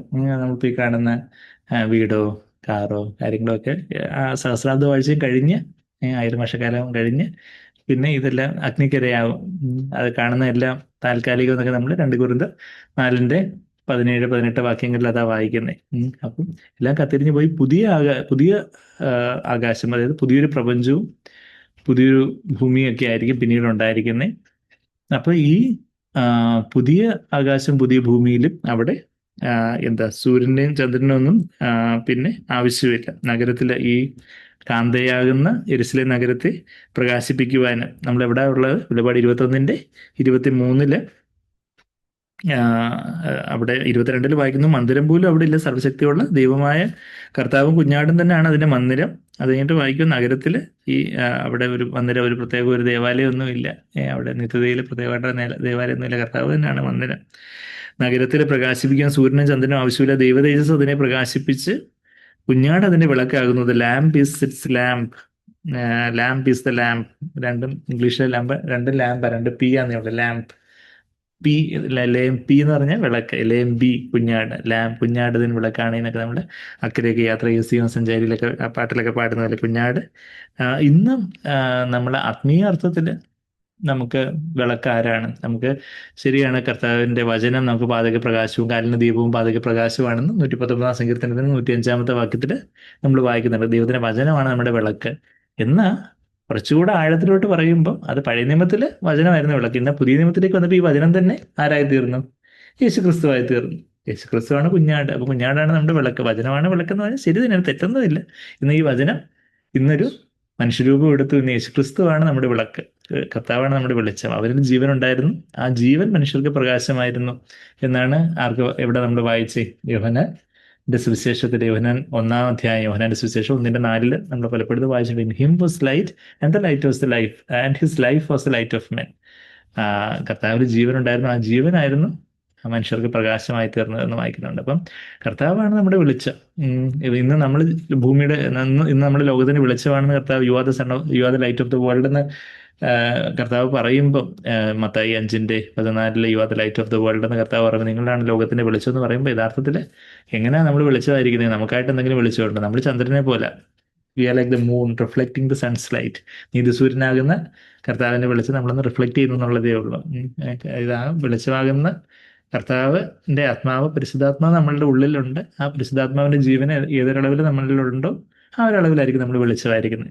അപ്പോൾ അതാണ് നിത്യതയിൽ. അപ്പൊ നമ്മളുടെ ഇന്ന് നമ്മൾ പഴയ നിയമത്തിലെ ആ ഒരു സമാഗമന കൂടാരം, എന്ത് പറഞ്ഞാൽ ഈ സഹോദര സമാഗമന കൂടാരത്തിലേക്ക് പോകും, പൂച്ച എങ്ങനെ ഇട്ടാലും നാല് കാലിൽ എന്ന് പറയുന്നത് പോലെ സമാഗമന കൂടാരത്തിലേക്ക് പോയാലും അവിടെയും മൂന്ന് തരത്തിലുള്ള വെളിച്ചം ഉണ്ടായിരുന്നു. പ്രാകാരത്തിൽ നാച്ചുറൽ ലൈറ്റ് ആയിരുന്നു, അതായത് സൂര്യന്റെ പ്രകാശമായിരുന്നു പ്രാകാരത്തിലുണ്ടായിരുന്നത്. അതായത് സ്വാഭാവികമായിട്ടുള്ള ഒരു ലോകക്കാരെ പോലുള്ള ഒരു വെളിച്ചത്തിൽ ആണ് കാർണൽ ബിലീവേഴ്സ്, അല്ലെങ്കിൽ പ്രാകാരത്തിൽ ദേഹ സംബന്ധമായിട്ടുള്ള കാര്യങ്ങളിൽ മാത്രം ഊന്നൽ കൊടുക്കുന്ന വിശ്വാസികൾ ജീവിക്കുന്നത്. എന്നാൽ വിശുദ്ധ സ്ഥലത്തേക്ക് വരുമ്പം അവിടെ വെളിച്ചം എന്തായിരുന്നു? അവിടെ നിലവിളക്ക് ഉണ്ടായിരുന്നു, ഗോൾഡൻ ലാംപ് സ്റ്റാൻഡിന് വെളിച്ചം, മെനോറ, അല്ലെങ്കിൽ ഗോൾഡൻ ലാംപ് സ്റ്റാൻഡ്, മെനോറ എന്ന അതിന്റെ ഗ്രീക്ക് വാക്ക്. അവിടെ സുവർണ്ണ നിലവിളക്ക് ഉണ്ടായിരുന്നു, 7 ബ്രാഞ്ചസ് ഉള്ള നിലവിളക്ക്. അതിന്റെ വെളിച്ചം അത് ക്രിസ്തുവിന്റെ ജീവന്റെ വെളിച്ചമായിട്ട് ആ ഒരു യുനോ ആ ഒരു അവിടെ ആ ഒരു വചനത്തിന്റെ വെളിച്ചമായിട്ട് അവിടെ നമ്മൾ വിശുദ്ധ സ്ഥലത്തുള്ള വെളിച്ചം നമ്മൾ കാണുന്നുണ്ട്. ക്രിസ്തുവിന്റെ ജീവന്റെ വെളിച്ചം അതിന്റെ പൂർണ്ണതയിൽ അതിവിശുദ്ധ സ്ഥലത്തുള്ള, എന്നാൽ വചനത്തിലൂടെയുള്ള ഒരു വെളിച്ചമായിട്ട്, വചനം കാഴ്ചയപ്പത്തെ സൂചിപ്പിക്കുന്ന, കാഴ്ചയപ്പം വചനത്തെ സൂചിപ്പിക്കുന്നതായി നമുക്കറിയാം. അതിൻ്റെ കൂടെയുള്ള ഈ ഒരു ദൈവവചനത്തിൽ നിന്നൊക്കെയുള്ള ഒരു വെളിച്ചം, അത് ഈ പ്രാകാരത്തിൽ നിന്നും ബെറ്ററാണ് വിശുദ്ധ സ്ഥലത്ത്. എന്നാൽ അതിവിശുദ്ധ സ്ഥലത്തേക്ക് ചെല്ലുമ്പോൾ അവിടെയുള്ള വെളിച്ചം എന്താ? അവിടെ പ്രത്യേകിച്ച് നിലവിളക്കൊന്നുമില്ല. അവിടെ ദൈവത്തിന്റെ തേജസ് തന്നെയാണ് അവിടുത്തെ വെളിച്ചം, കർത്താവ് തന്നെയാണ് അവിടുത്തെ വെളിച്ചം. അപ്പൊ അതാ ഇവിടെ പുത്തൻ യെരൂശലേമായി തീരുന്നത് എന്താണ്? അതിവിശുദ്ധ സ്ഥലമാണ് പുത്തൻ യെരൂശലേമായി തീരുന്നത്. അതിവിശുദ്ധ സ്ഥലത്തിന്റെ പോലെ ക്യൂബിക്കൽ സ്ട്രക്ചർ ആയിരുന്നു ഈ പുത്തൻ യെരൂശലേം എന്നൊക്കെയുള്ള കാര്യമൊക്കെ നമ്മൾ അതിന് തൊട്ട് മുമ്പേ അതിന്റെ നീളവും വീതിയും ഉയരവും ഒക്കെ ഈക്വൽ ആയിരുന്നു എന്നൊക്കെ കാര്യമൊക്കെ നമ്മൾ 16-ാമത്തെ വാക്യത്തിലൊക്കെ വായിച്ചു. അപ്പൊ അതിവിശുദ്ധ സ്ഥലം പ്രവേശിച്ചവരാണ് പുത്തൻ യെരൂശലേമായിട്ട് കാന്തയായിട്ട് വെളിപ്പെടുന്നത്. അപ്പൊ അവരുടെ വെളിച്ചം എന്താ? അവർക്ക് സൂര്യന്റെ ചന്ദ്രന്റെ വെളിച്ചമൊന്നും വേണ്ട, അവർക്ക് വേറെ സുവർണ്ണ നിലവിളക്കിന്റെ ഒരു വെളിച്ചവും വേണ്ട, മറിച്ച് അവർക്ക് കർത്താവ് തന്നെയാണ് അവരുടെ വെളിച്ചം എന്നുള്ളൊരു കാര്യം നമ്മളവിടെ കാണുന്നത്. അതാണ് നമ്മളിവിടെ തിരിച്ച് വെളിപാട് 22-ലേക്ക് വരുമ്പോൾ, വെളിപാട് 23 എന്ന് പറയുന്നത് ഒരു ലോങ്ങസ്റ്റ് ചാപ്റ്റർ ആയിട്ട് നമ്മൾ കേട്ടിട്ടുണ്ടല്ലേ. വചനത്തിൽ ആൾക്കാർ ആഡ് ചെയ്ത് തരുന്ന ഉപദേശങ്ങളാണ് വെളിപാട് 23-ലുള്ളതെന്ന് സാഗ്ബേറൊക്കെ തമാശയായിട്ട് പറയുന്നത് നമ്മൾ കേട്ടിട്ടുണ്ട്. അപ്പം വെളിപാട് 22-ലേക്ക് നമുക്ക് വരാം. നമുക്ക് വെളിപാട് 23 വചനത്തോട് നമ്മളൊന്നും കൂട്ടിച്ചേർക്കുന്നില്ലെന്ന് അർത്ഥം. ഇപ്പം വെളിപാട് മാൻമെയ്ഡ് ട്രഡീഷൻസ് എല്ലാമാണ് വെളിപാട് 23. എന്നാൽ ചിലർ ദൈവജനം കൂടാതെ അവർ സഭയുടെ പാരമ്പര്യമൊക്കെ പറയുന്ന ആൾക്കാരൊക്കെ വെളിപാട് 23 ജീവിക്കുന്ന ആൾക്കാരാണ്. എന്നാൽ നമുക്ക് വെളിപാട് 22 ഉള്ളൂ. അപ്പം വെളിപാട് 22-ന്റെ 5-ാമത്തെ വാക്യം നമ്മളിപ്പം വായിച്ച്, ഇനി രാത്രി ഉണ്ടാകുകയില്ല എന്ന് വെച്ചാൽ സൂര്യനുള്ളപ്പോഴല്ലേ എൻ്റെ ചുറ്റും ഭൂമി കിടന്ന് അങ്ങോട്ടും ഇങ്ങോട്ടും ചുറ്റും കറങ്ങുമ്പോഴല്ലേ നമുക്ക് രാത്രിയും പകലും ഒക്കെ ഉണ്ടാകുന്നത്. അപ്പൊ ഇനിയിപ്പം കർത്താവ് തന്നെ നമ്മുടെ വെളിച്ചം. അപ്പൊ അതുകൊണ്ട് രാത്രി ഉണ്ടാകുകയില്ല. ദൈവമായ കർത്താവ് അവരുടെ മേൽ പ്രകാശിക്കുന്നത് കൊണ്ട് വിളക്കിന്റെ വെളിച്ചമോ ട്യൂബ് ലൈറ്റിന്റെ വെളിച്ചമോ സോളാറിന്റെ വെളിച്ചമോ ഒന്നും വേണ്ടെന്നാ പറയുന്നത്. വിളക്കിന്റെ വെളിച്ചമോ സൂര്യന്റെ വെളിച്ചമോ അവർക്ക് ആവശ്യമില്ല. അവർ എന്നേക്കും രാജാക്കന്മാരായിരിക്കും. They will reign for ever and ever. അത് ആ ഒരു ഇന്നും അത് ആത്മീയ തലത്തിൽ നമ്മളിതെല്ലാം നിത്യതയിൽ അതിന്റെ ആക്ഷരികമായിട്ട് അതിന്റെ പാരമ്യം, അതിന്റെ ഒരു സാഫല്യം, fulfilment, final fulfilment, ultimate fulfilment ഒക്കെ നിത്യതയിൽ നടക്കുന്ന കാര്യം. എന്നാൽ എങ്ങനെയുള്ളവർക്ക് അത് നിത്യതയിൽ നടക്കുന്നതെന്ന് ചോദിച്ചാൽ, ഇന്ന് അതിന്റെ ഒരു മുൻരുചി അനുഭവിക്കുന്നവർക്ക് അന്നത് അതിന്റെ ഒരു വലിയൊരളവിൽ അതിന്റെ ഒരു നിറവായിട്ടത് അനുഭവിക്കാനൊക്കെ ഉള്ളു. അപ്പൊ ഇന്ന് നമ്മളിത് വായിക്കുമ്പോൾ അന്നതങ്ങ് നടക്കുമല്ലോ, ഓട്ടോമാറ്റിക്കായിട്ട് നടക്കുമല്ലോ എന്ന് വിചാരിച്ചാൽ ഇല്ല. ഇന്ന് വചനം വായിച്ച് നമുക്ക് അതിൻ്റെ ഒരു മുൻരുചി നമ്മൾ അനുഭവിക്കുന്നവരായിരിക്കണം. വലിയൊരളവിൽ വർദ്ധിക്കുന്ന ഒരളവില് നമ്മളും എന്നേക്കും കർത്താവിനോട് അവർ എന്നേക്കും രാജാക്കന്മാരായിരിക്കും, അല്ലെങ്കിൽ they will reign for ever and ever. അവർ എന്നേക്കും വാഴുന്നവരായിരിക്കും എന്നുള്ള കാര്യമായിരിക്കും. ഇന്നും കർത്താവിന്റെ മുഖപ്രകാശത്തിൽ നമ്മൾ ജീവിക്കുന്നവരായിരിക്കണം. നമ്മൾ കർത്താവിന്റെ മുഖപ്രകാശത്തിന്റെ കാര്യം കഴിഞ്ഞ ആഴ്ചയിലാണ് നമ്മൾ പറഞ്ഞുകൊണ്ടിരുന്നത് അല്ലേ. അപ്പൊ ആ ഒരു അതിവിശുദ്ധ സ്ഥലത്ത് കർത്താവിനെ നമ്മൾ വെളിച്ചമായിട്ടായിരിക്കുന്നവരാണ്. അവർക്ക് മാത്രമേ യഥാർത്ഥത്തിൽ വാഴാൻ പറ്റത്തുള്ളൂ. എന്തിന്റെ മേലെ വാഴുന്ന കാര്യം പറഞ്ഞ, മനുഷ്യരുടെ മേലെ വാഴുന്ന ഇന്ന് എന്താ ഈ ലോകസഭ നിയമസഭാ സീറ്റിന് വേണ്ടിയൊക്കെ ആൾക്കാർ അങ്ങോട്ടും ഇങ്ങോട്ടും തർക്കവും അടിയും ഇടിയും അഴിമതിയും എന്താ ഇങ്ങനെ കോഴയും ഒക്കെയാണ്. അപ്പോൾ എന്താ ആൾക്കാരുടെ മനുഷ്യരുടെ മേലെ വാഴാൻ വേണ്ടി എന്നുവെച്ചാൽ മനുഷ്യരുടെ മേലെ വാണ് മന്ത്രിയൊക്കെ ആകുമ്പോൾ അവർക്ക് അഴിമതി നടത്തി സമ്പാദിക്കാൻ വേണ്ടിയായിരിക്കും, അല്ലെങ്കിൽ പിന്നെ അവർക്കുള്ള ആനുകൂല്യങ്ങളും കാര്യങ്ങളും ഒക്കെ ഉണ്ട്. അപ്പൊ ആ മനുഷ്യരുടെ മേലെ വാഴാൻ വേണ്ടിയാണ് ലോകത്തിലെ നെട്ടോട്ടം. ഇന്ന് നിർഭാഗ്യവശാല് സഭകളിലും മനുഷ്യരുടെ മേലെ വാഴാൻ വേണ്ടി ആൾക്കാർ അധികാരത്തിന് വേണ്ടി വടംവലി നടത്തുന്ന കാര്യങ്ങളൊക്കെ നിർഭാഗ്യവശാൽ സഭ എന്ന ബാബിലോണിയ സംവിധാനത്തിൽ അങ്ങനെയുള്ള കാര്യങ്ങളൊക്കെ ഉള്ള. ഇന്ന് യഥാർത്ഥത്തിൽ നമ്മൾ ആരുടെ മേലെ വാഴേണ്ടേ? നമുക്ക് എപ്പോഴും കർത്താവ് പറയുന്ന വാക്യങ്ങൾ നമുക്കറിയാം. എങ്കിലും നമ്മൾ ഇപ്പോഴൊക്കെ അല്ലേ നമുക്ക് ആ വാക്യങ്ങൾ വീണ്ടും വീണ്ടും എടുത്ത് നോക്കാൻ പറ്റത്തുള്ളൂ. മത്തായിയുടെ സുവിശേഷം 20-ാം അധ്യായത്തില് കർത്താവിന്റെ ഇഹലോക ജീവിതവാസം, കർത്താവിന്റെ ശുശ്രൂഷയുടെ അവസാന നാളുകൾ, കർത്താവിന്റെ ശുശ്രൂഷയുടെ അവസാന നാളുകളിൽ കർത്താവ് പറയുന്ന ആ രംഗം നമ്മൾ മത്തായിയുടെ സുവിശേഷം 20-ാം അധ്യായത്തില് എന്താ വായിക്കുന്നേ?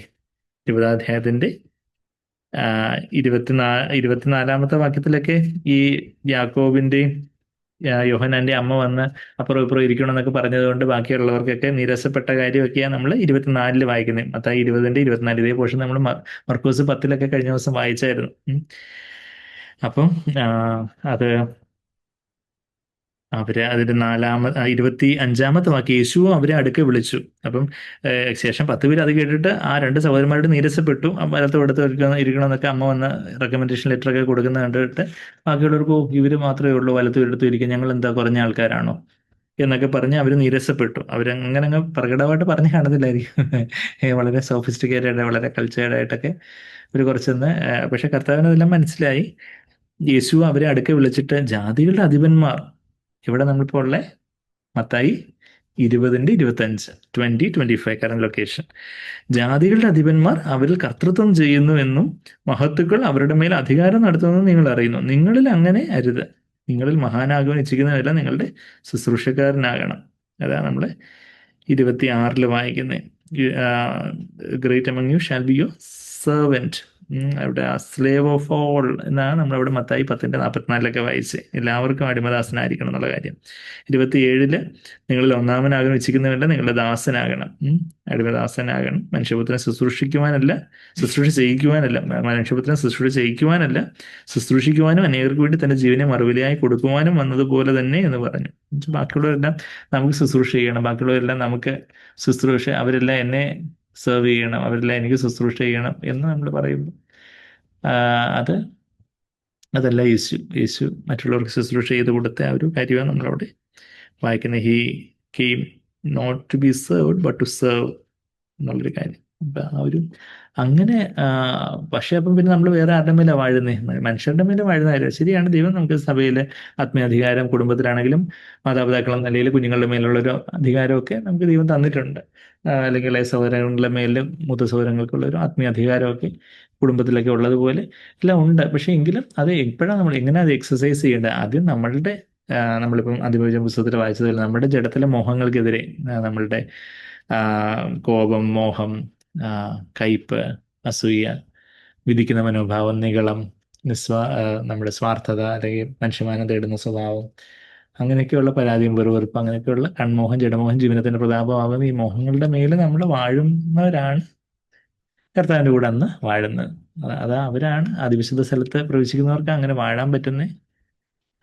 അവരായിരിക്കും രാജാക്കന്മാരായിട്ട്. അത് നമ്മളിവിടെ തിരിച്ച് വെളിപാട് 22-ന്റെ 5-ലേക്ക് വരുമ്പോൾ അവർ എന്നേക്കും രാജാക്കന്മാരായിരിക്കും. നമ്മൾ ആ വാഴുന്ന ഒരു കാര്യം നമ്മൾ റോമർ 5-ന്റെ 17 നമ്മൾ പലപ്പോഴും വായിക്കുന്ന ഒരു വാക്യമാണ്. വാഴുന്ന ഒരു കാര്യം പറയുമ്പോൾ കർത്താവിന്റെ ജീവനിൽ വാഴുന്നു എന്ന് പറയുന്ന ഒരു മനോഹരമായിട്ടുള്ളൊരു വാക്യമാണ് ഇവിടെ ഉള്ള റോമർ 5-ന്റെ 17-ാമത്തെ വാക്യം. റോമർ 5-ന്റെ 17 എന്താ നമ്മൾ വായിക്കുന്നത്? ഏകന്റെ ലംഘനത്താൽ, അതായത് ആദാമിന്റെ ലംഘനത്താൽ മരണം ആ ഏകൻ നിമിത്തം വാണു എങ്കിൽ, മരണം എന്ന ലോകത്തിലെ മരണം, ആത്മീയ മരണം എന്ന ലോകത്തിൽ വാഴുക, സ്വന്തം ഇഷ്ടം ചെയ്തുള്ള ആത്മീയ മരണം, എങ്കിൽ കൃപയുടെയും നീതിദാനത്തിനെയും സമൃദ്ധി ലഭിക്കുന്നവർക്ക്, നമുക്ക് കൃപ, പരിശുദ്ധാത്മാവിന്റെ ശക്തിയുടെ സമൃദ്ധിയും നീതിദാനം, കർത്താവിന്റെ നീതി നമുക്കായിട്ട് കണക്കിട്ടു എന്ന ആ നീതി നമ്മളുടേതായി തീരുന്ന പരിശുദ്ധാത്മാവിന്റെ നിറവിൽ കർത്താവിൻ്റെ സ്വഭാവം നമ്മുടേതായിട്ട് തീരുന്ന ആ നീതിദാനം, ഗിഫ്റ്റ് ഓഫ് റൈച്ചസ്നെസ്സിൻ്റെ സമൃദ്ധി നിമിത്തം, കൃപയുടെയും നീതിദാനത്തിൻ്റെ സമൃദ്ധി ലഭിക്കുന്നവർ യേശുക്രിസ്തു എന്ന ഏകൻ നിമിത്തം ഏറ്റവും അധികമായി ജീവനിൽ വാഴും. റെയിൻ ഇൻ ലൈഫ്, ജീവനിൽ എന്ന് പറഞ്ഞാൽ കർത്താവിൻ്റെ ജീവനിൽ, കർത്താവിൻ്റെ സ്വഭാവത്തിൽ നമ്മൾ വാഴും. നമ്മുടെ നമ്മുടെ ജഡമോഹങ്ങളെല്ലാം, ജഡമോഹം, കൺമോഹം, ജീവനത്തിൻ്റെ പ്രതാപത്തെയൊക്കെ വാഴുന്നവരാണ്. ഏതൊരളവിൽ നമ്മൾ ഇന്ന് വാഴുന്നുണ്ടോ ആ ഒരു അളവിലായിരിക്കും അന്ന് 1000 വർഷക്കാലവും നിത്യതയിലും കർത്താവിനോട് കൂടി നമ്മൾ വാഴുന്നത് എന്നുള്ളൊരു കാര്യമാണ് നമ്മളവിടെ കാണുന്നത്. നമ്മളിവിടെ വെളിപാട് പുസ്തകത്തിലും നമ്മൾ വാഴുന്നതിനെ കുറിച്ച്, നമ്മൾ രാജാക്കന്മാരാണ്, നമ്മൾ രാജകീയ പുരോഹിത വർഗമാണെന്ന് ഇവിടെ പറയുന്നത് 1 പത്രോസ് 2:9 വി ആർ റോയൽ പ്രീസ്റ്റ്ഹുഡ്, നമ്മൾ രാജാക്കന്മാരും പുരോഹിതന്മാരാണ്. പഴയ നിയമത്തില് ആർക്ക് രാജാവും പുരോഹിതനും കൂടെ ആവാൻ പറ്റത്തില്ലായിരുന്നു. അങ്ങനെ ആവാൻ ശ്രമിച്ചവർക്കൊക്കെ ഉസ്സാ രാജാവിനൊക്കെ കിട്ടിയ ആ ഒരു ന്യായവിധിയെക്കുറിച്ചൊക്കെ നമ്മൾ ദിനവൃത്താന്ത പുസ്തകത്തിലൊക്കെ നമ്മൾ നേരത്തെ കണ്ടിട്ടുണ്ടായിരുന്നു. ഞാൻ അതിലേക്കൊന്നും പോകാൻ സമയമില്ല. എന്നാൽ നമ്മൾ പുതിയ നിയമത്തിൽ രാജകീയ പുരോഹിത വർഗമാണ്. പഴയ നിയമത്തിൽ രാജാവും പുരോഹിതനുമായിരുന്നവൻ ആരായിരുന്നു എന്ന് ചോദിച്ചാൽ മെൽക്കിസദേക്കായിരുന്നു. മെൽക്കിസദേക്ക് രാജാവുമായിരുന്നു, പുരോഹിതനുമായിരുന്നു. അത് യേശുവിൻ്റെ ഒരു പ്രതീകമായിരുന്നു. യേശുവാണ് യഥാർത്ഥത്തിലുള്ള ആദ്യത്തെ രാജാവും പുരോഹിതനും. അത് കഴിഞ്ഞിട്ട് കർത്താവ് നമ്മളെയും ചോട്ടാച്ചോട്ടി രാജാവും പുരോഹിതന്മാരും ആക്കിയിരിക്കുന്നു. അതാ നമ്മൾ വെളിപാട് 1:5 നമ്മൾ എന്നേക്ക് രാജാവായിരിക്കും എന്ന് പറയുമ്പോൾ, ഇന്ന് നമ്മൾ നമുക്ക് നമ്മളുടെ സ്വയത്തിൻ്റെ മേലെ നമ്മൾ വാഴുന്നു.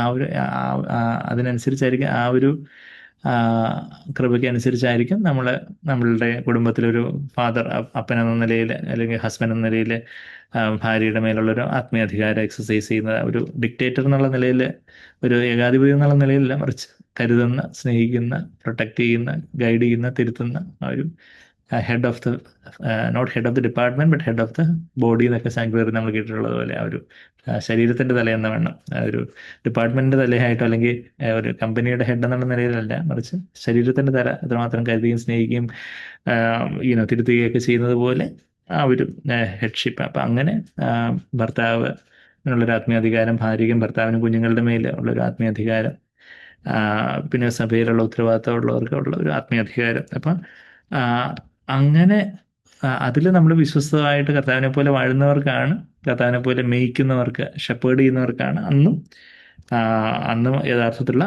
അധികാരം കർത്താവിനോട് കൂടി കൈയാളാൻ പറ്റത്തുള്ളൂ നിത്യതയിലും. നമ്മൾ വെളിപാട് 1:5 വാക്യത്തിൽ അത് വായിക്കുന്നുണ്ട്. എന്താ 6 വാക്യത്തിൽ, നമ്മെ സ്നേഹിക്കുന്നവനും നമ്മുടെ പാപം പോക്കി നമ്മെ രക്തത്താൽ വിടുവിച്ച് തൻ്റെ പിതാവായ ദൈവത്തിന് നമ്മെ രാജ്യവും പുരോഹിതന്മാരും ആക്കി തീർത്തവനും. ആ രാജ്യവും എന്നുള്ള വാക്ക് രാജാക്കന്മാരും, ബാസിലൂസ് എന്നുള്ള വാക്ക് ഗ്രീക്കിൽ, ബാസിലൂസിന് കിങ്, രാജാവ് എന്നാണ് ട്രാൻസ്ലേറ്റ് ചെയ്യേണ്ടത്. മലയാളത്തിൽ രാജ്യം എന്ന് എഴുതിയേക്കുന്നത്, പക്ഷേ നമ്മെ രാജാക്കന്മാരും പുരോഹിതന്മാരും ആക്കി തീർക്കുവാനാണ്. English made us to be kingdom, priest to his God എന്ന് നമ്മൾ NASB വായിക്കുന്നു. പിന്നെ ഇതേ വെളിപാട് 5 ആ വാക്യം കൂടെ വായിച്ച് നമുക്ക് നിർത്താം. 5 10 വാക്യം, വെളിപാട് 5:10 you have made them to be a kingdom, kingdom and priest to our God.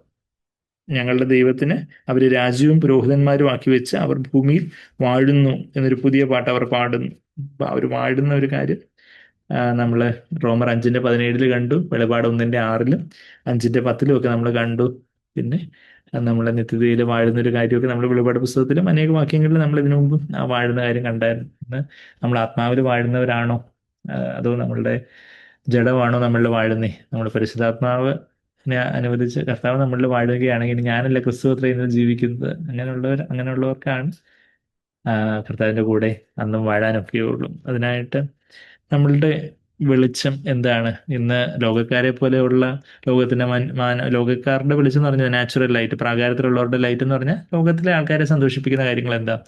പണം, മനുഷ്യമാനം, ജടിക സുഖങ്ങൾ, അതൊക്കെയാണ് ലോകത്തിന്റെ ആൾക്കാർ. പണം കൂടുതലുള്ളപ്പോൾ അവർക്ക് ഭയങ്കര സന്തോഷം, മനുഷ്യമാനം കിട്ടുമ്പോൾ വലിയ സന്തോഷം, ജടിക സുഖങ്ങൾ കിട്ടുമ്പോൾ വലിയ സന്തോഷം. ഇതാണ് നാച്ചുറൽ മാൻ, അതാണ് പ്രാകാരത്തിലുള്ള ക്രിസ്തീയ ജീവിതം എന്ന് പറയുന്നൊരു പരിതാപകരമായ തേർഡ് റേറ്റ് ക്രിസ്ത്യൻ ലൈഫ്.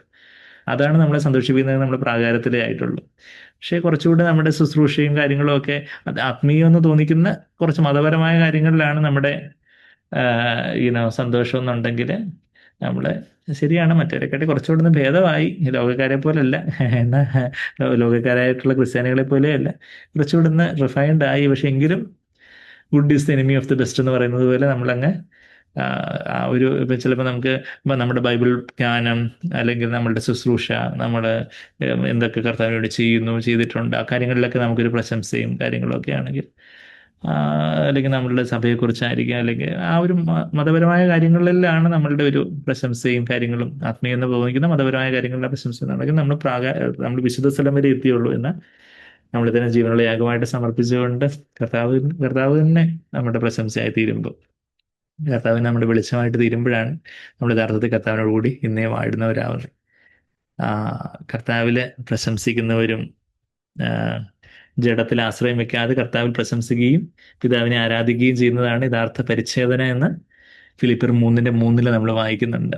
അപ്പൊ ആ ഒരു യഥാർത്ഥ പരിച്ഛേദന, ആ ജഡം എന്ന തിരശ്ശീല പരിച്ഛേദനയിൽ അഗ്രചർമ്മം ചീന്തിക്കളയുന്നത് പോലെ യഥാർത്ഥ ആത്മീയ പരിച്ഛേദന എന്ന് പറഞ്ഞാൽ ജഡമാകുന്ന തിരശ്ശീലയിൽ ഒരു ചീന്തലുണ്ടായി നമ്മൾ പരിശുദ്ധാത്മാവിന്റെ നിറവിൽ പിതാവിനെ ആരാധിക്കുകയും യേശുവിൽ തന്നെ പ്രശംസിക്കുകയും കർത്താവിൽ പ്രശംസിക്കുകയും, നമ്മൾ ലോകക്കാരെ പോലെ ലോകത്തിന്റെ പണം, മനുഷ്യമാനം, ജഡിക സുഖങ്ങളെ പ്രശംസിക്കുന്നതാണ് പ്രാകാര ക്രിസ്ത്യാനികൾ. വിശുദ്ധ സ്ഥലത്തിലെ ക്രിസ്ത്യാനികൾ മതപരമായ റിലീജിയസ് തിങ്സിൽ പ്രശംസിക്കുന്നവരാണ്. എന്നാൽ കർത്താവിൽ തന്നെ പ്രശംസിക്കുന്നവർ, കർത്താവാണ്, എനിക്ക് വേറൊന്നുമില്ല, എനിക്ക് പാട്ടും പ്രശംസയും ദൈവകുഞ്ഞാടും അവൻ കുരിശും എന്ന് നമ്മൾ പാട്ടിൽ മാത്രമല്ല, ഗലാത്യർ 6:24 വാക്യത്തിലാണെന്ന് തോന്നുന്നു, 6:14 വാക്യത്തിൽ, 6:14 നമ്മൾ വായിക്കുന്ന പോലെ ആ ഒരു ക്രിസ്തു, അവിടുത്തെ ക്രൂശുമാണ് എൻ്റെ പ്രശംസ. കർത്താവിൽ മാത്രം പ്രശംസിക്കുന്ന കർത്താവിൽ പ്രശംസിക്കട്ടെ. നമ്മൾ 1 Corinthians 1-10 ഒക്കെ ആ വാക്യങ്ങൾ വായിക്കുന്നുണ്ട്. കർത്താവിൽ പ്രശംസിക്കുന്ന കർത്താവ് തന്നെ നമ്മുടെ വെളിച്ചമായിരിക്കുന്ന അവസ്ഥ. അവിടെയാണ് നമ്മൾ വാഴുന്നത്. അങ്ങനെ ഒരു തരത്തിലേക്ക് വരുവാൻ കർത്താവ് നമ്മളെ സഹായിക്കട്ടെ. നമുക്ക് പ്രാർത്ഥിക്കാൻ സ്നേഹം നിറഞ്ഞ പിതാവേ, യേശുവേ, ഞങ്ങളിത് യാഥാർത്ഥ്യമാക്കി തീർക്കണേ കർത്താവേ. ഞങ്ങൾ പല കാര്യങ്ങൾ കേട്ടിട്ടും കർത്താവേ, കർത്താവേ, ഞങ്ങളുടെ ഹൃദയപലകമിൽ അവിടുന്ന് തന്നെ എഴുതണേ കർത്താവ്. അതിനായിട്ട് ഞങ്ങളതിനെ ഏൽപ്പിച്ചു തരണം. അവിടുന്ന് തന്നെ ഞങ്ങളുടെ പ്രശംസയും വെളിച്ചമായി തീരണം. ഞങ്ങളുടെ ഊർജ്ജവും ഉത്സാഹവും എല്ലാം അവിടുന്നായി തീരണം. ബാക്കി മനുഷ്യരെന്ത് പറയുന്നു, ബാക്കിയുള്ളവരെന്ത് പറയുന്നു, സാഹചര്യങ്ങൾ എങ്ങനെ ഇരിക്കുന്നു, അതിന് ആനുപാതികമായിട്ട് ഞങ്ങൾ കർത്താവ് ഉയർന്നതാണ് നോക്കിയിരിക്കുവാണെങ്കിൽ, ഞങ്ങൾ പ്രാകാരത്തെ വിശുദ്ധ സ്ഥലത്തുമൊക്കെ ആണല്ലോ കർത്താവ്. ഞങ്ങളതിനെ താഴ്ത്തി ഏൽപ്പിച്ചു തരുന്നു. ഞങ്ങളെ നുറുക്കണമേ, തകർക്കണമേ കർത്താവേ. അവിടുന്ന് ഞങ്ങൾക്ക് യഥാർത്ഥത്തിലുള്ള ഹൃദയപരിച്ഛേദന തന്ന് ആത്മാവിനാൽ ഞങ്ങൾ നിറച്ച് അങ്ങനെ തന്നെ പ്രശംസിക്കുന്നവരായിട്ട്, അങ്ങനെ തന്നെ ഞങ്ങൾ വെളിച്ചമായിരിക്കുന്നവരായിട്ട് കർത്താവെ, ആത്മാവിൽ അങ്ങേ കണ്ട് ആരാധിക്കുന്നവരായിട്ടും ജയിക്കുന്നവരായിട്ടും കർത്താവെ, അങ്ങോട്ട് കൂടെ വാഴുന്നവരായിട്ട് ഞങ്ങൾ തീർക്കണമേ കർത്താവെ. അതെ കർത്താവെ, അവിടുത്തെ മുഖപ്രകാശം അത് ഞങ്ങളുടെ ഹൃദയത്തിന് ആനന്ദമായി തീരട്ടെ. അവിടുത്തെ പുനഃനാമത്തെ മഹത്വപ്പെടുത്തിയായിട്ട് ഞങ്ങൾ കുറയണം, അവിടുന്ന് വളരണം. ഞങ്ങൾ കുഞ്ഞുങ്ങളെയും യൗവനക്കാരെയും എസ്പെഷ്യലി കർത്താവെ സഹായിക്കണമെന്ന് പ്രാർത്ഥിക്കുന്നു. ഇതെല്ലാം കർത്താവ് ഞങ്ങളുടെ ജീവിതത്തിൽ ഒരു അനുഭവമായിട്ട്, വെളിപ്പാടായിട്ട് തീരട്ടെ. അവിടുത്തെ പുനഃനാമത്തെ മഹത്വപ്പെടുത്തിയായിട്ടില്ലേ, യേശുവിന് വിലയേറിയ മാതിരിയുള്ള നാമത്തിൽ തന്നെ. ആമേൻ, ആമേൻ.